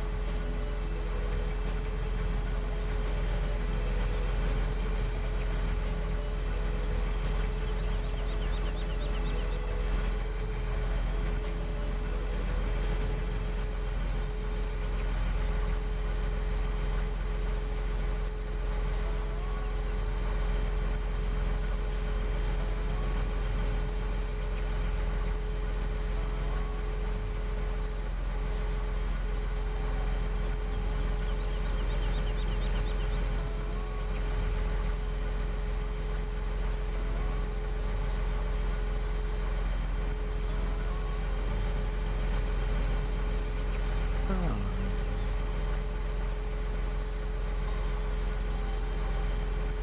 I'm trying to find some different mods to use, things that I haven't used before. I'm trying to find some new stuff to use. I've been looking each day, like I'm trying to find a new snow plow. I have something different to use instead of what everybody uses, you know?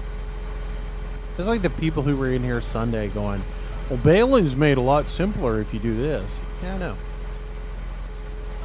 I don't want to use it.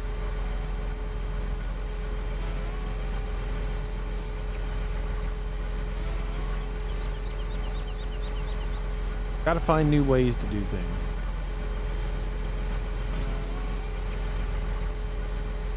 Even if it's not simple. Called mixing it up.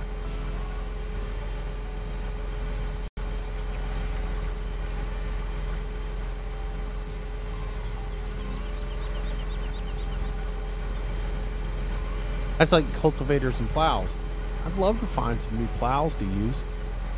New cultivators to use. I'm tired of using the same stuff.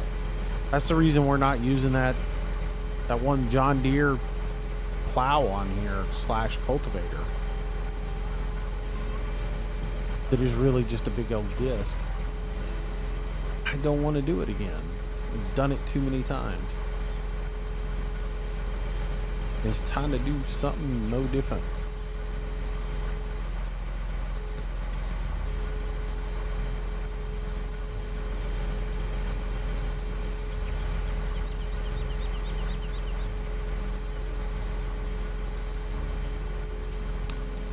Would that snowblower work for you? I've got it already. I've already got that snowblower on the list of stuff. What I'm really looking for is a good V plow that has articulation on it that you could use, like a five-way plow. But I hadn't seen one that works with tractors. There's all the pickup mods out there that you can put the pickup truck in that already has sort of like a 5-way on it, but I haven't really seen one that's got one.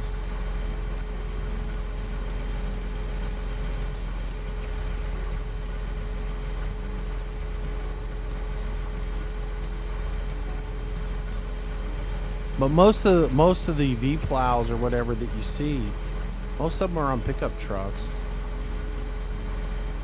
Even if I can find a good one that just angles out, you know.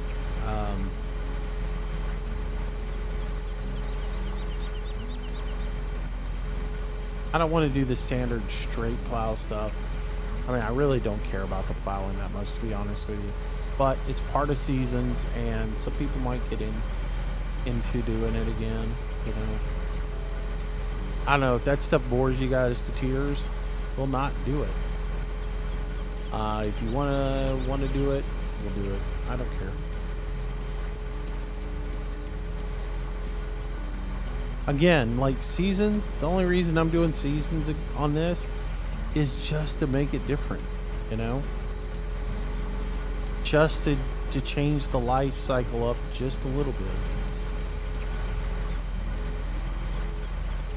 There are times when I enjoy doing seasons, and there are times when I'm like, it's just annoying.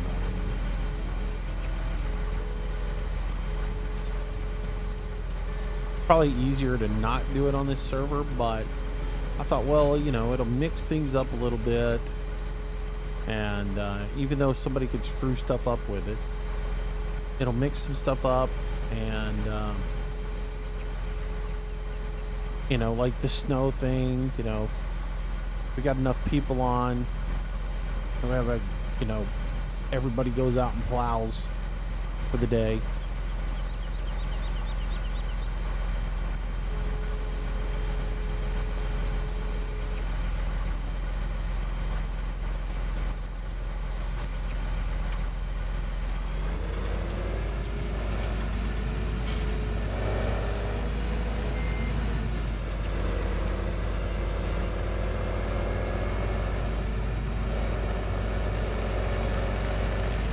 But yeah, I've got the snowblower on here. I think that's the... Where is that thing at? I've got this one. I think this one articulates. This thing, the bio belts. I think that's the one you're talking about. I think that's the one you linked.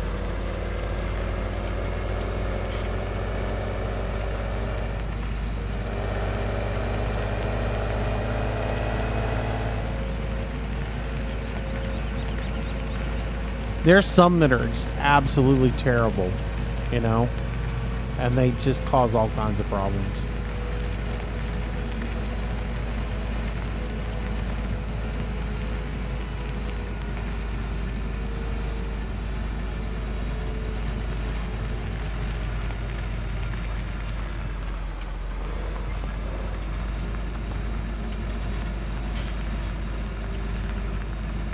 Oh, well, there's a little marker there, so certainly you can unload right here.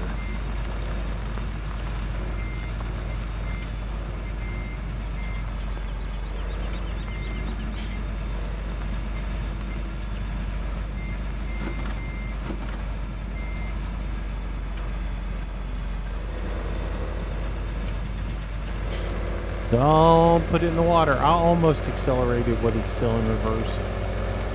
Oh, that would have been a bad thing. That would have been a bad thing.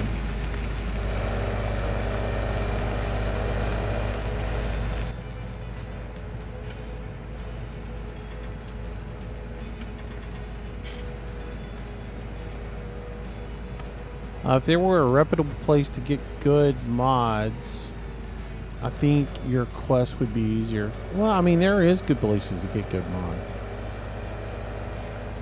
FSUK does a really good job. They test everything, put their mods up. I really like them. I mean, really, FSUK is about your first place you ought to go for mods.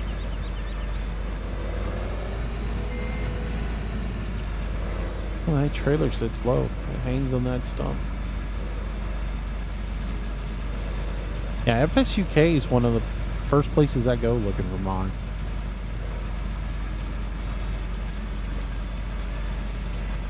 We had this discussion the other day. I mean, it used to be like I would go FSUK and Mod Hosters, but Mod Hosters has gone downhill. It's not as good as it once was.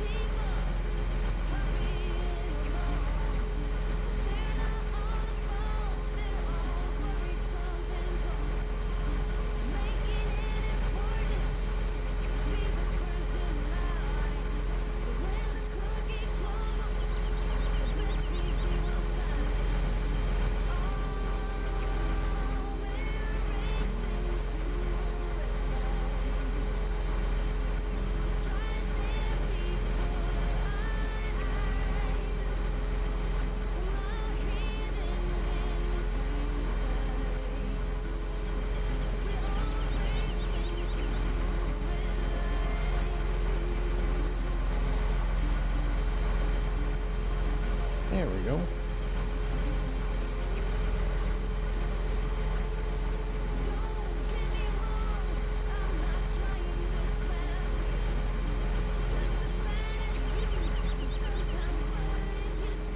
Yeah, if mod hosters would restrict mods to not using uploaded.net, that would be a huge plus, you know.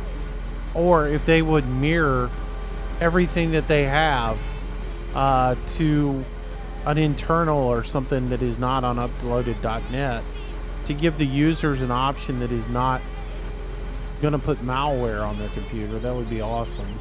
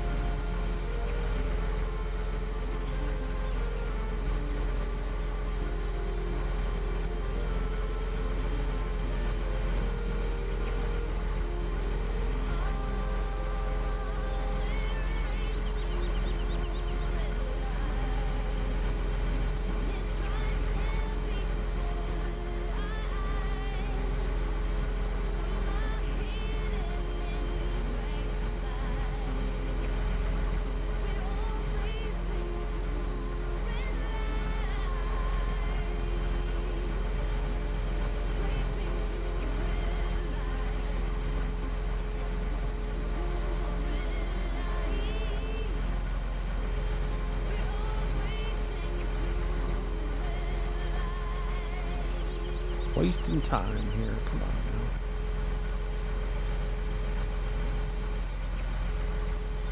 I was gonna try and scoot it up next to that other one, so I only had to do one pass to load the two of them. But in the amount of time it was taking me to prep it, I could have just moved the log.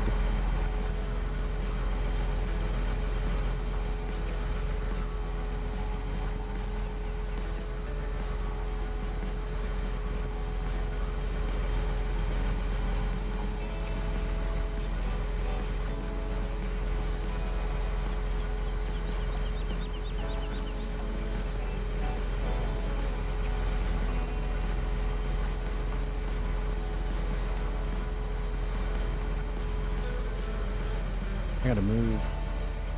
Gotta move to be able to get the next set.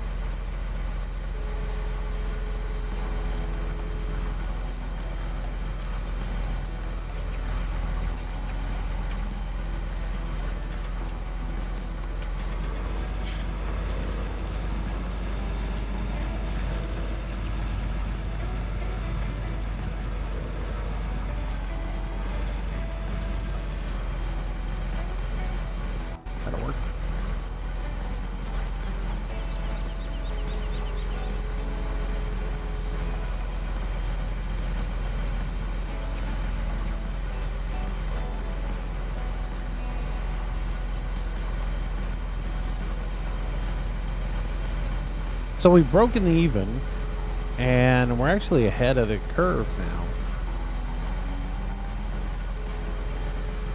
This load of logs will be all profit.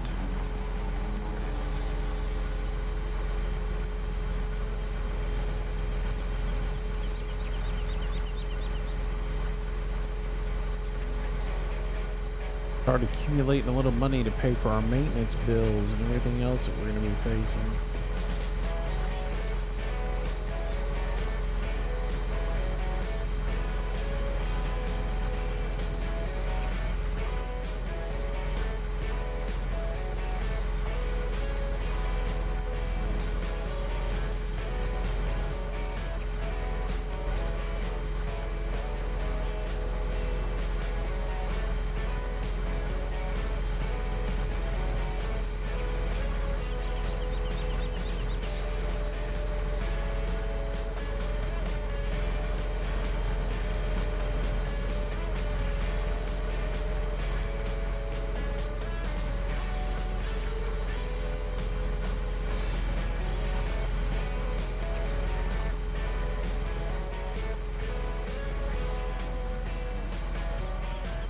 Log on the... No, it's just hanging off the back.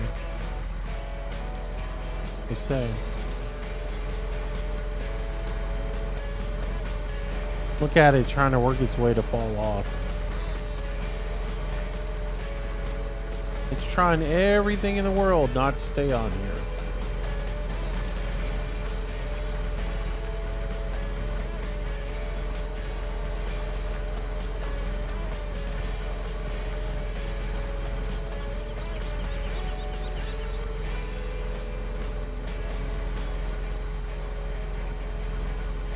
Shilly farm shilly.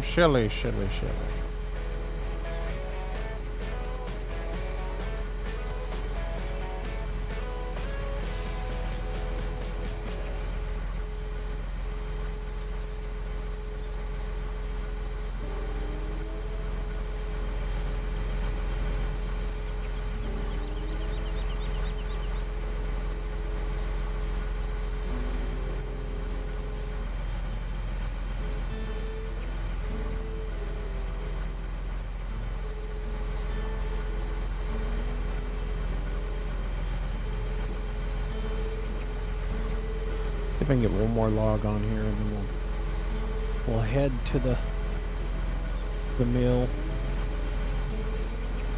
Actually, this isn't the mill, it's just the train depot. There's 2 different forestry places in there.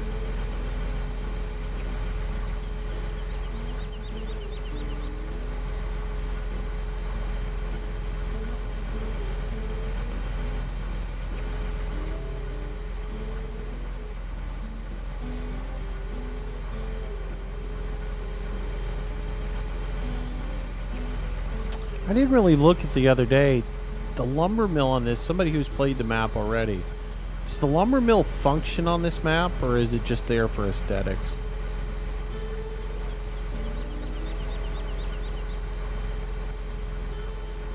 I'll do that.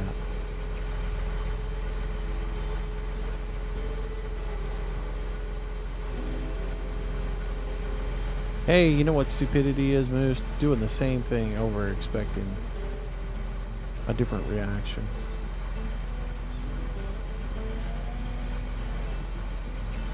Oops. Pick the legs up. Keep forgetting that.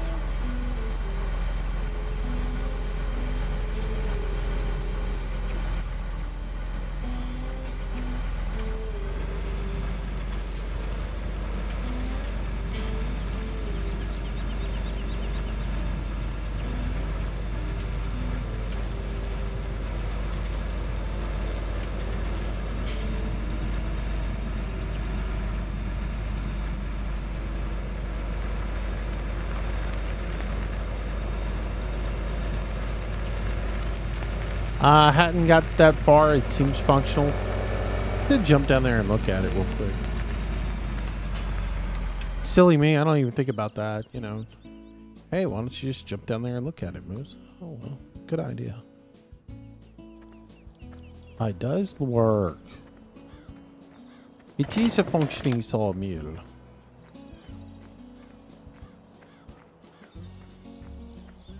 Wonder where you take the boards.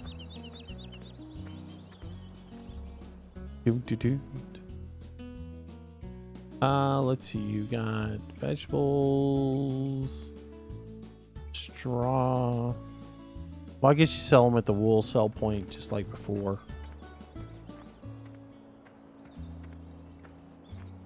M15. It's so funny because it, like, some of this stuff I just haven't done in forever, you know? Or does it even sell? All right, so there's output, input for wood chips. And this is the log input. I wonder if it just makes lumber and you just get the money for it. Because that set of tracks right there, this is where the logs come out. That set of tracks is in the way. I'm wondering if it just sells it automatically.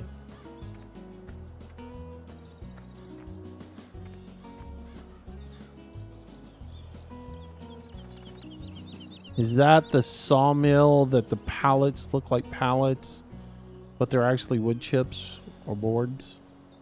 Yeah, I don't know. I don't know. I don't know.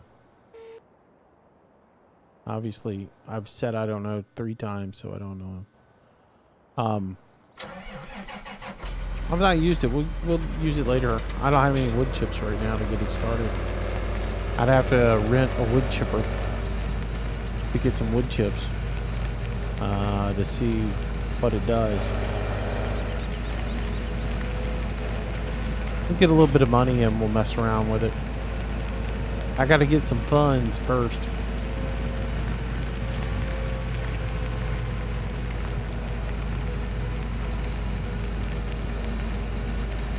And I don't think there's a built-in wood chipper on the game, so I hadn't seen one anyways.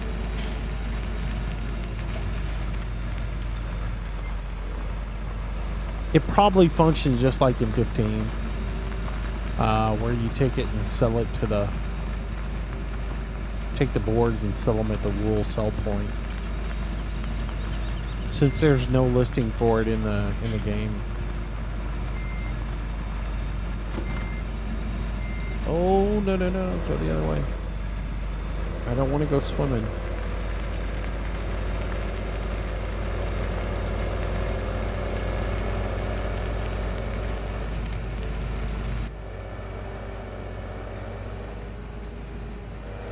Okay, we're back up over $100,000. Good times.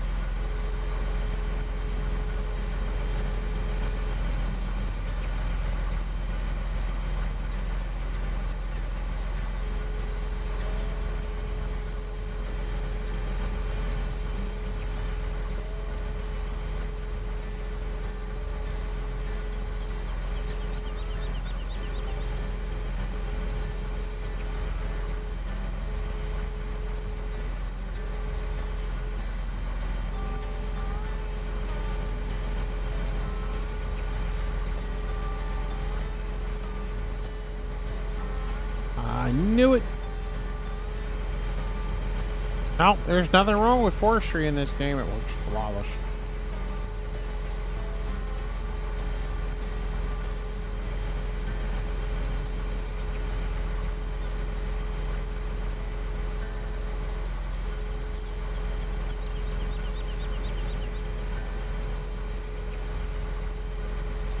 Let's get back to working on the dog.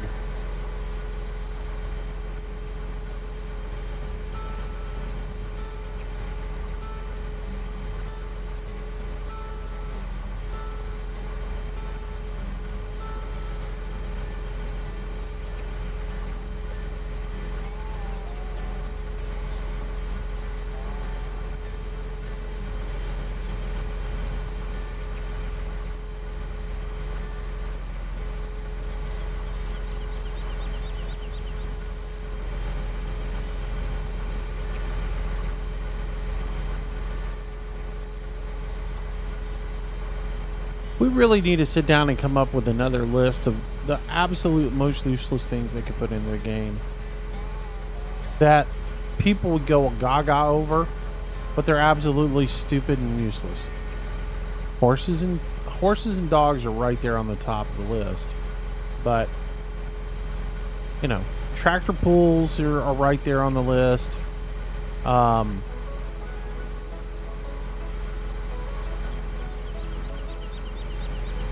What else? Gotta come up with, you know, the mud bog. So you can go to the mud bog on Saturday and, you know, stick your truck in the mud bog. That would be absolutely a waste. But people would love it. Camping. Oh yeah, that's right. We have to put a camper in the game. Camper and a campsite. So you can go camp. That needs to be put in the game. Pitchfork? Yeah, I don't think people get interested in the pitchfork.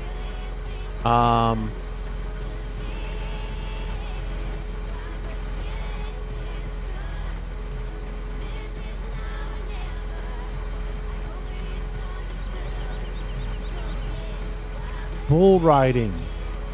Absolutely. There, ding, ding, ding, ding, ding. We put cow tipping on the list Saturday or Sunday, right? Cow tipping made it on the list.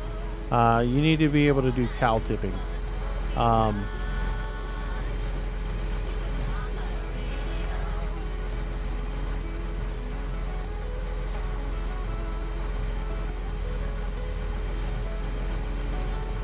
Anything that we can put onto the list that detracts from fixing the game Fixing any kind of mechanics in the game that are wonkers.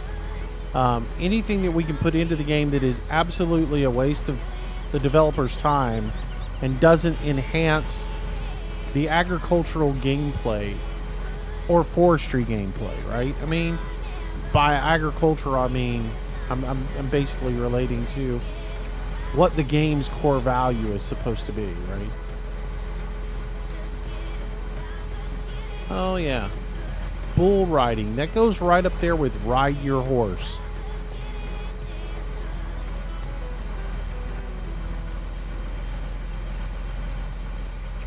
But if we're going to put bull riding in, we also have to have sheep races for the kids. Right? If you've been to a rodeo, if you've been to a good rodeo in your life, you've seen the kids riding the sheep. So, sheep races for the kids. We need to add that in. So let's add that one to the list, because I think that's a good one, right?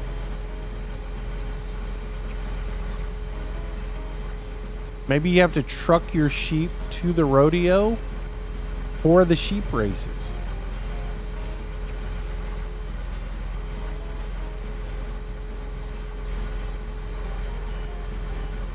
Tow trucks, yeah.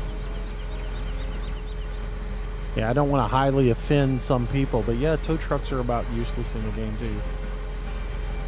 They're about as needed as, you know, firefighting, tow trucks, police cars, so you can RP, you know, car chases.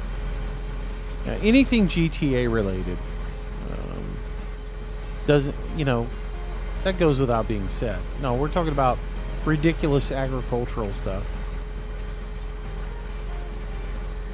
that, you know, again, people would go gaga over, but it would just, you know, instead of working on the physics for forestry, or how sloppy the pallets behave on, you know, your pallet forks.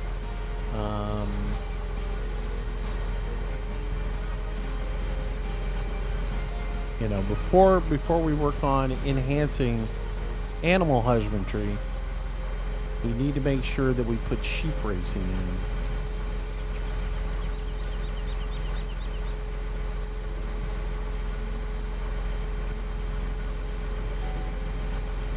A complete rodeo.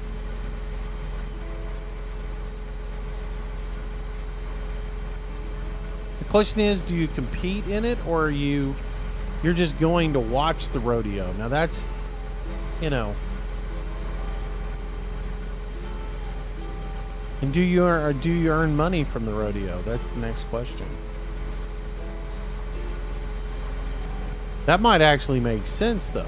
I mean, barrel racing with your horse that you've, well, I mean, if you're a chick, right? Because there is no more sexist sport than barrel racing.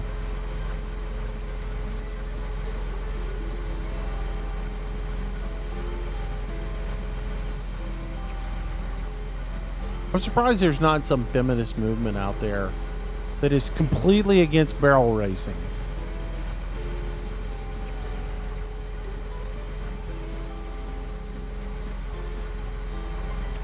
How dare you insinuate that a woman can just ride a horse around barrels?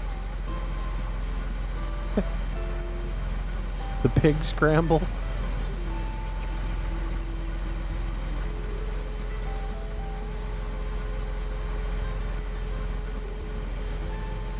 However, you know what? The one thing that we're missing, because I'm thinking American, I'm not using my mind and open up to European.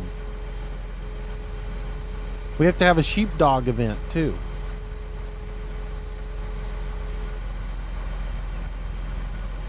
And the question is, will you be able to mod a pig in to compete in the sheepdog event?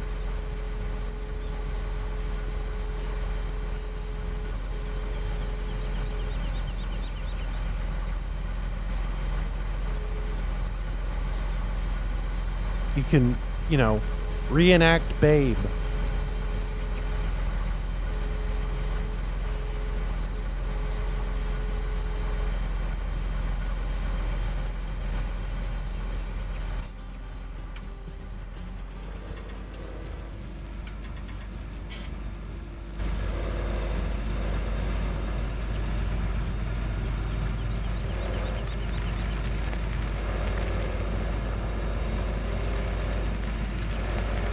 See, sheep shearing... Okay, so sheep shearing would come into the form of enhancing the game. That would make sense. Adding in sheep shearing into the game where you cared for your sheep and you actually had to shear them. That part makes sense. I mean, that actually would be enhancing what's already in the game. So that's automatically dismissed. Yeah. Anything that actually enhances a part of the game, like enhances dairy or, you know, enhances how you do sheep, where you have to do more than just feed them. Anything that makes it where, you know, to make money off of your existing animals, anything that makes sense, automatically we have to dismiss. Okay? Because the whole exercise here isn't how to make the existing game better. It's how to add hokey crap into the game and not focus on the existing problems in the game.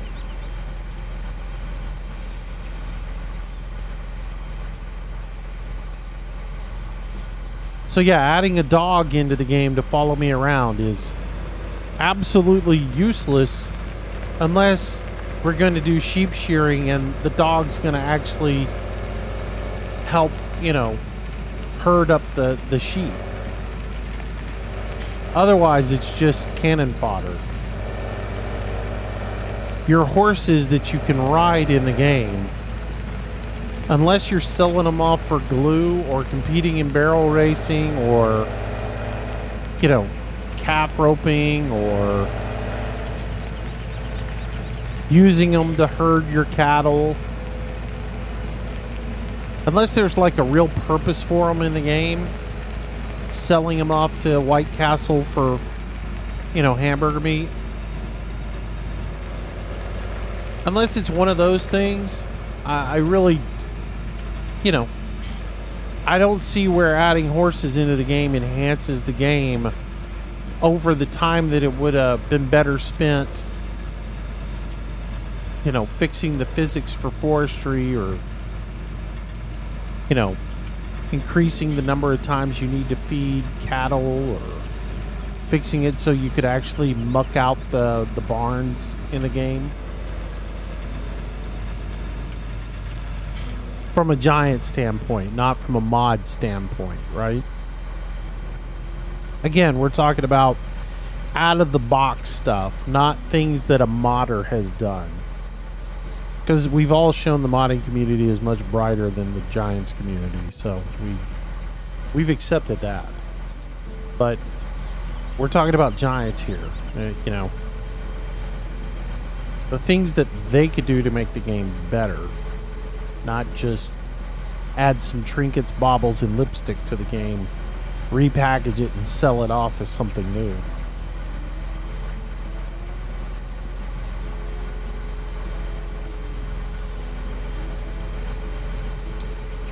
Caber toss. What's a caber toss? I'm new on that one.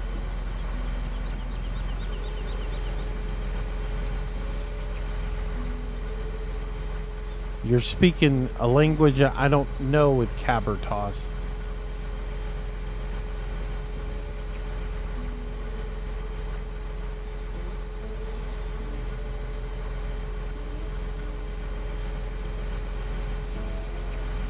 I'll give you another one they could add into the game, but they'd have to do it specifically this way.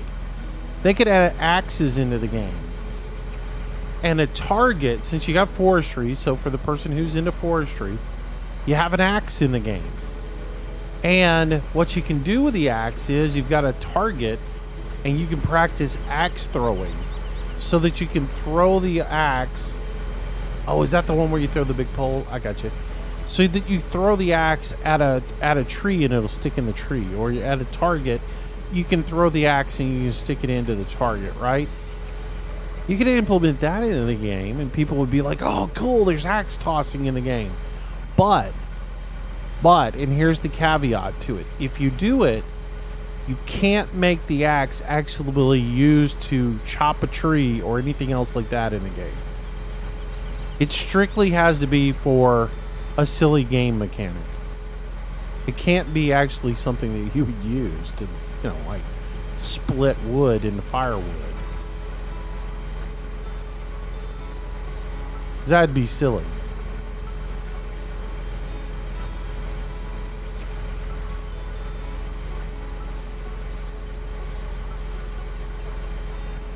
Because if they added an axe and a stump into the game to where you could actually split firewood and then go sell firewood, we talked about that Sunday, that would be an awesome mechanic.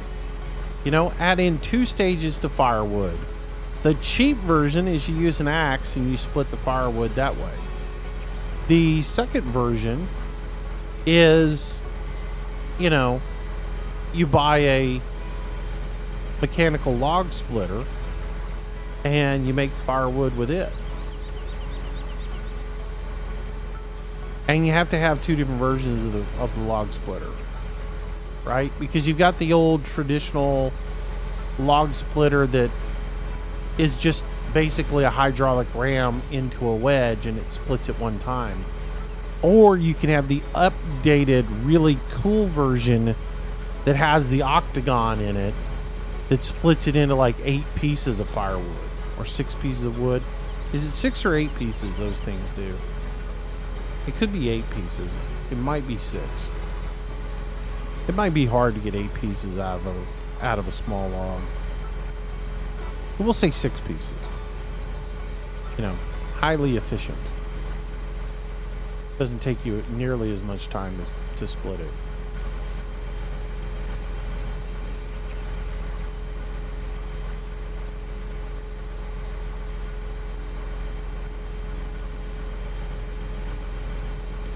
But yeah, I could see you doing firewood in the game and selling it to the hardware store.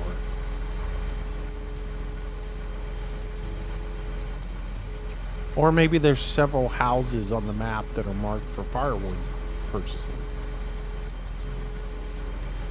And each person has a different demand.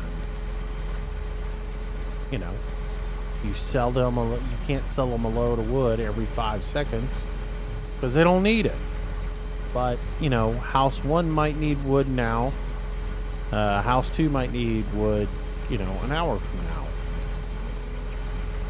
And every few days they need more wood. And the price on how much they're willing to pay is based on how much wood you've delivered to them. So if you take them 5 truckloads of wood in a 30-minute period, they're not going to pay you as much for the 5th truckload of wood as they would the first truckload of wood, unless a bit of time has come by for the whole cycle to reset. That makes sense. That gives you more options for things to do in the game in between plantings.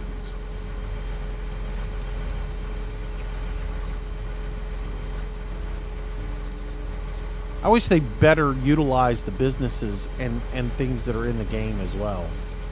You know, if you're going to make a mock city and you're going to put all these different businesses in the city, use them.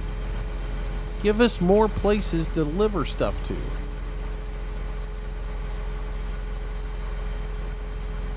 Hey, RCUK, what's going on, man? Zoom, zoom, zoom, zoom. Zoom.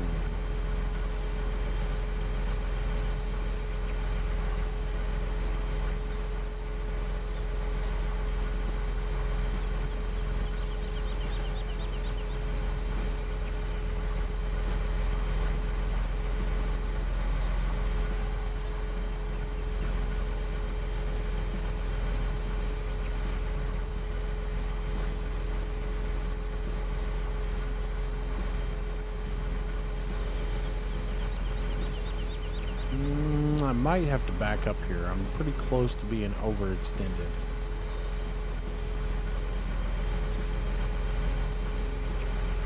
Got away with it.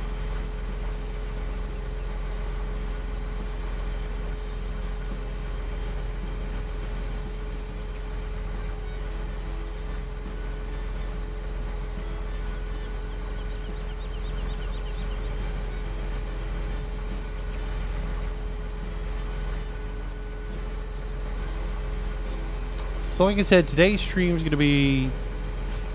We'll probably go 30 more minutes, and then I'm probably going to call it an end. And that'll get us a nice little morning stream done. Take a break, and I'll be back at 5 for the evening stream. Which is probably just going to be more Farm Sim tonight. Unless y'all got something else y'all want me to play tonight.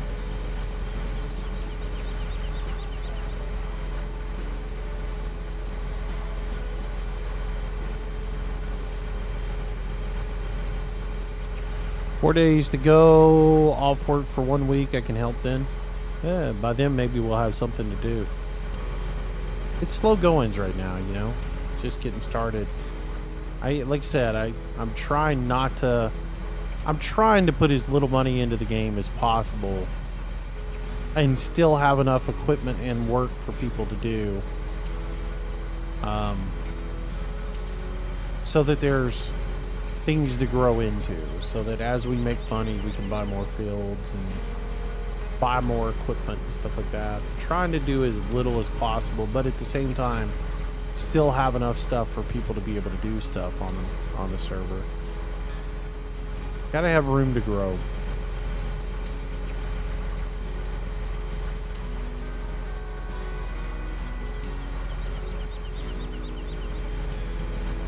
That's another reason why hopefully the seasons mod will be, I don't know.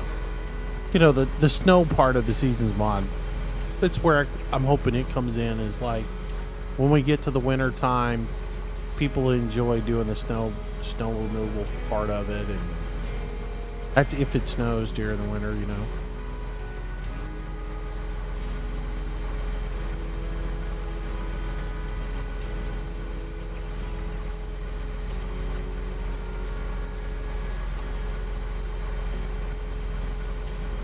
Why do these logs keep twisting?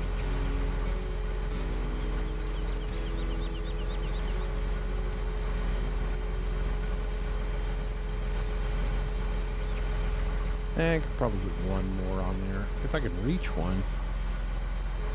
Pickings are slim. Unless I reach way out here and I'm like hyper extended.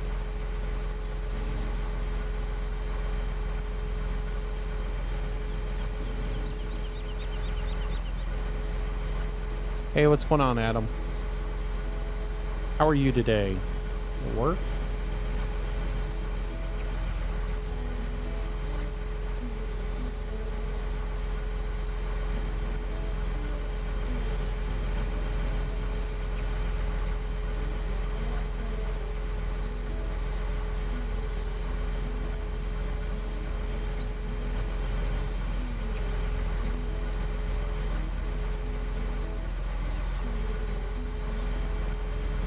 I got a lot more room. Should be able to get these two logs right here. Put them in there. There we go. Oh, there's 3 of them there. Come on, get them up here, get them up here, get them up here, get them up here without them falling out. Get them up, get them up, get them up, get them up. Turn them, turn them, turn them, turn them. Put them in place. Come on. A little bit turn to... Nope. Nope, too much. Oh, yep. Oh, yep. Uh-oh. Things are going bad here. They're right there. Drop. One of them's not going to work. Come on, little one. Come to Daddy Moose.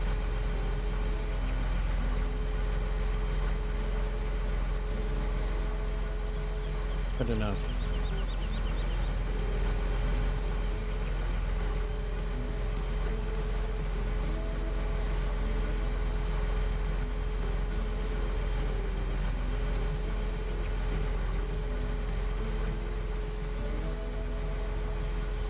Don't fall off, don't fall off.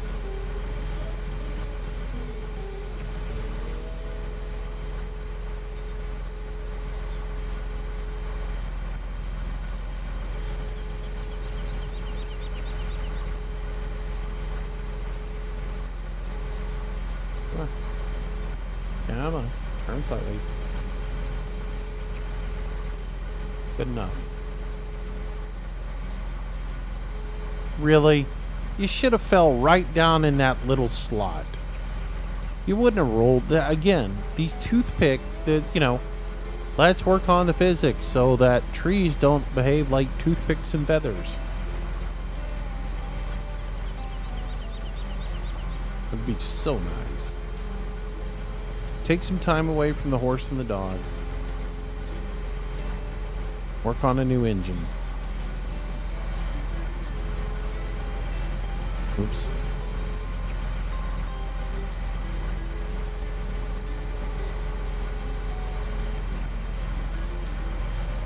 I got you, man.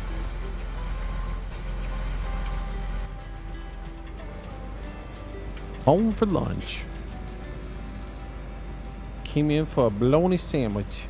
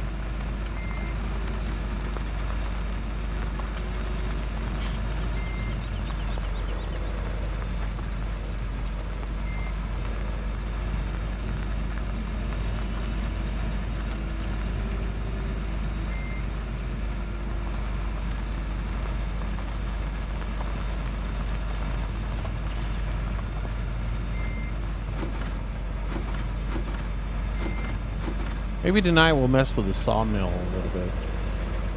See what it does.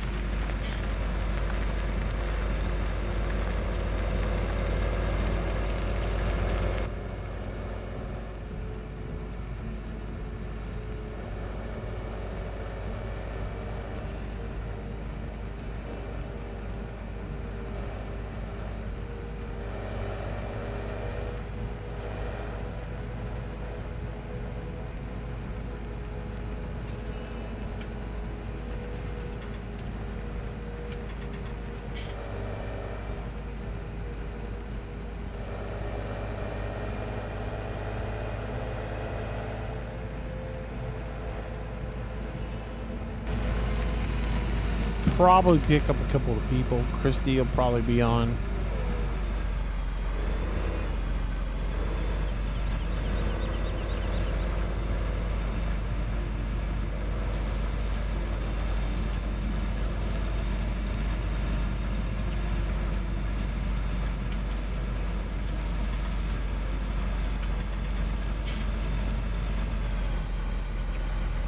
Wow, we got most of the wood picked up.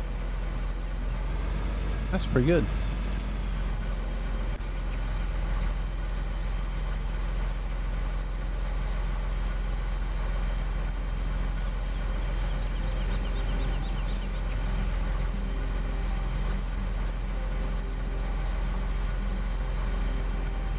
Am I not on the trailer?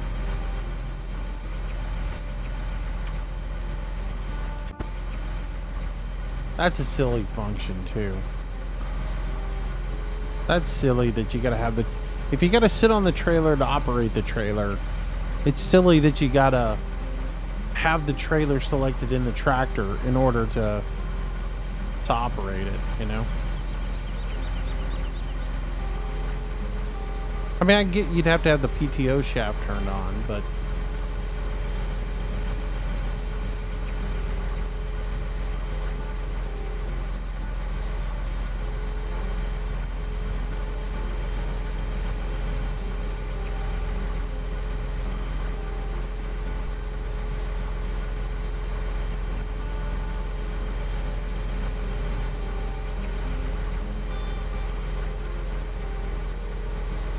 That worked out great.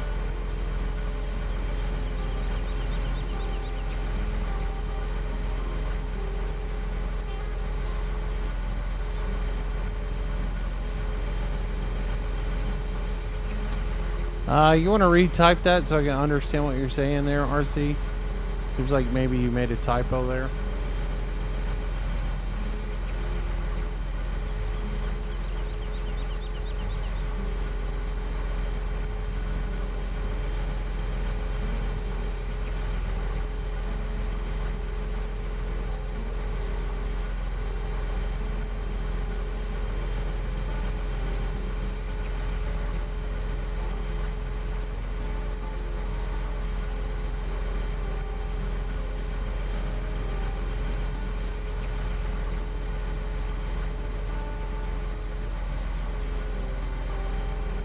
Are you getting your something I don't understand? Are you getting Tank Mechanic Simulator?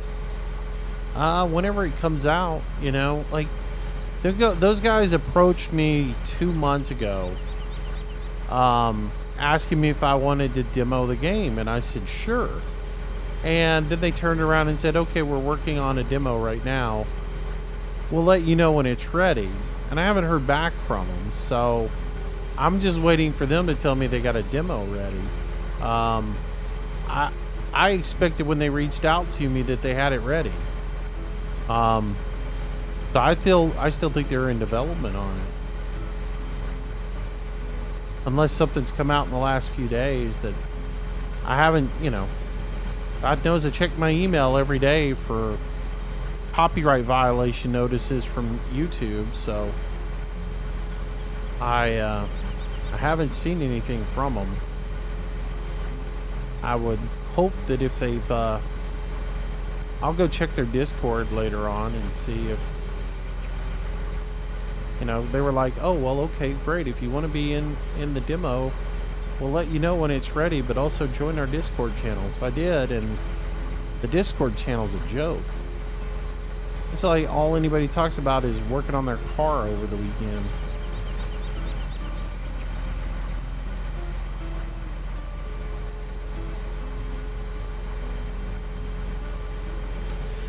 The thing about Tank Mechanic Simulator is it can't be priced over 20 bucks to be a good game. I'll tell you that now. There's only going to be 3 tanks in the game. So, and I'm not really sure how the game is going to perform or how it's going to play out. The more I've read about it, it really seems interesting, but I don't know, like, I don't know how they're going to simulate this stuff. I don't know if it's going to be a full simulation where you actually have to go recover the tank like Train Mechanic Simulator was, where you had to go recover the train and bring it in and into the workshop and do all the work and everything else like that. Like, if they're gonna have cranes where you have to take cranes to take the turrets off, that's gonna be sharp.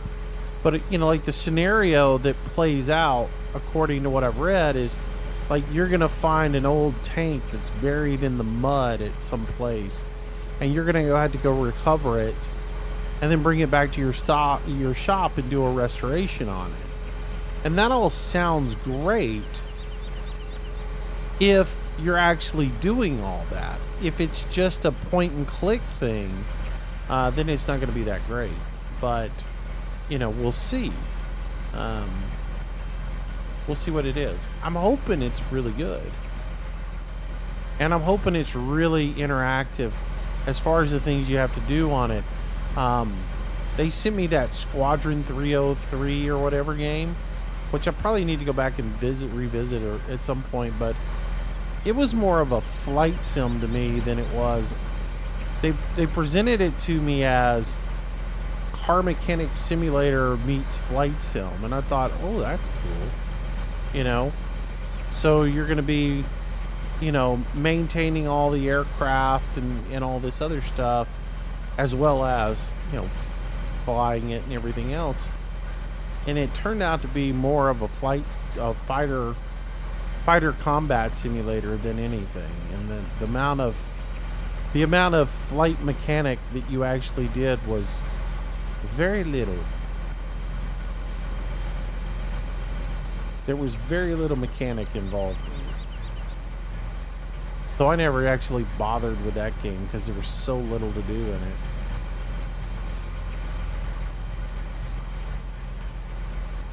Because that's one style of game I've always sucked at. And that's fighter pilots. I am not a fighter pilot. And I'll admit that from the word go. I can fly planes, great. But fighter pilot stuff, I always suck at.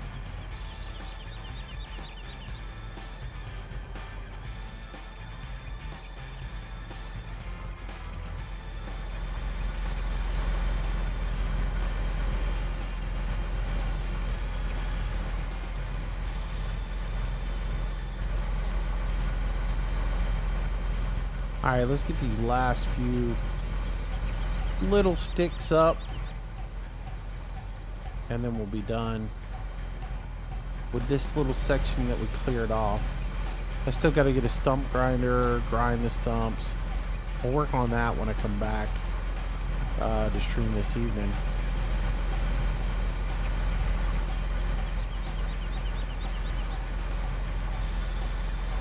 Alright, did I miss anything? I don't think I did. I think that's it.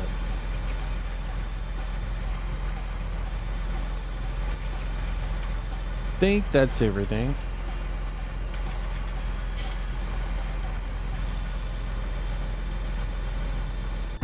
Alright, let me fold the trailer up here real quick.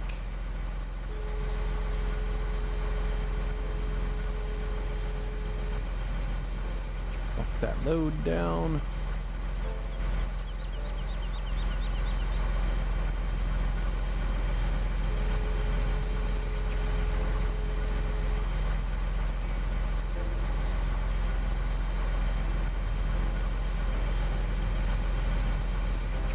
Yeah, I'm really interested in the tank mechanic simulator.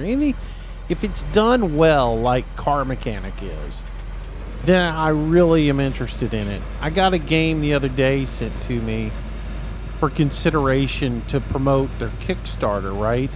And it was electronics. It was like an electronics game, right? But they didn't give you enough of it to really get a grasp of the game. They gave you basically repairing an iPhone. And there was no real testing to the game. Like, they had a workbench with an amp meter and and I thought, well, okay, are you going to be able to, like, do continuity checks on stuff and voltage checks? Is it going to be, is that the, you're going to tell you that something won't start and you've got to figure out if it's a capacitor or something, you actually fix it? Or, and it wasn't. It was basically you just took parts off and clicked on them and said check, and they said what their status was. And you just replaced a couple of things. And the only thing they gave you was the ability to do, was the ability to work on an iPhone. And then it was like really bizarre underlying crazy stuff in the game. Like, apparently there's some underlying, you're a wacko UFO, aliens are coming to take us over kind of guy. And, I mean, you were like a real tinfoil hat wearing person. It was really bizarre. And I was like, okay, this is... I was like, nah, not going to touch this one. Not going to touch this one. Alright, just so we separate some stuff out. For now, we'll take this and put it over here. We gotta drive around.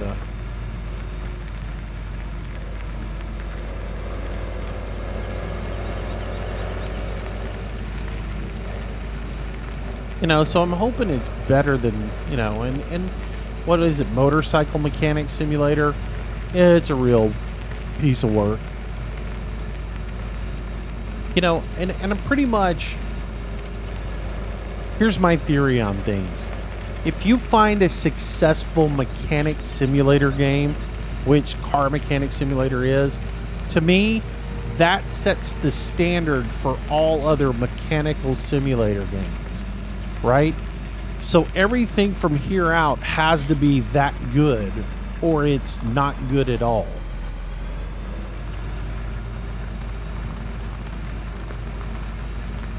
Because Car Mechanic Simulator is good. Car Mechanic Simulator can improve, but what they got now is good. And for the price point that it is, you feel like you're getting a good game.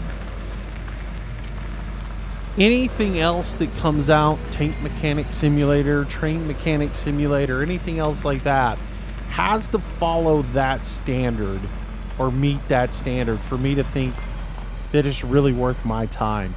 I think Train Mechanic Simulator was fun. I think they could have gone a little bit further with it, but it was a fun game. The driving the train aspect of it to go get the other pieces was a very interesting component for you. You know, however unreal parts of it seemed, it was still pretty interesting. I did enjoy that. The train recovery aspect of it, and then the mechanic aspect of it, I thought was good, but I thought it was lacking. I don't think it was as well. I think they could have gone into more detail. There could have been more to the assembly and taking apart of the engines and stuff than they actually did, but it was still pretty decent. And I thought that was good, but there's been some other mechanic simulators out there that have been junk.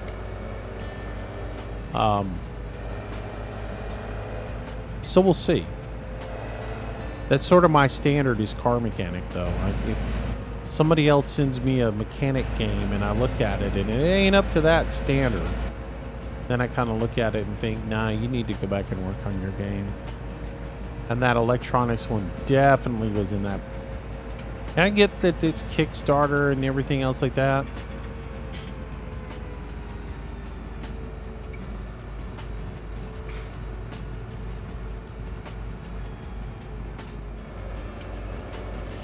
The Kickstarter thing is getting a little overused now, too. I don't know about y'all, but I feel like every day somebody's coming out with a, hey, I want to develop a game. You want to kickstart me?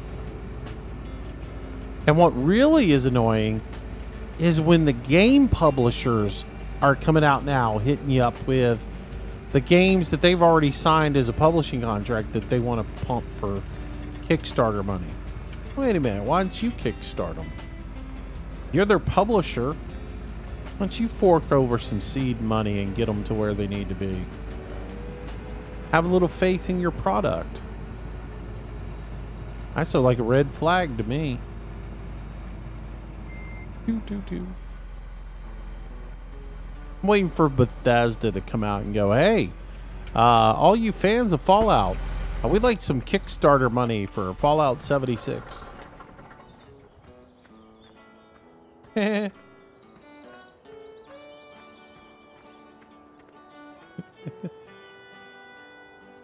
right, boys and girls, I think that's going to do it for this session. It is coming up on 2 o'clock. So we're coming up on 3 hours. It's not a long live stream. Like I said, if I get things going like this, where we do a daytime stream and a nighttime stream, the daytime streams are going to be about 3 to 4 hours. The nighttime streams about 5 hours. So that's sort of what I'm kind of looking at. That's sort of my thought process on it. So we'll wrap it up here, and then I'll come back in a couple hours and we will continue on. This will give me a chance to get up, walk around, go do some stuff around the house, and get some dinner cooked, all that good stuff, and then we'll be able to settle in for the evening at 5, and we'll hit it hard then. So thanks for being out with me tonight, everybody. Appreciate it. Hope you guys enjoyed it. Let me know what you guys think about doing 2 streams a day, how that works out for you guys. I know it's not, for people who have jobs and everything else like that, they may not always be able to join us, but it is what it is. But that's the reason why the stuff that we do during the day, I'm going to try to archive on YouTube. So All right.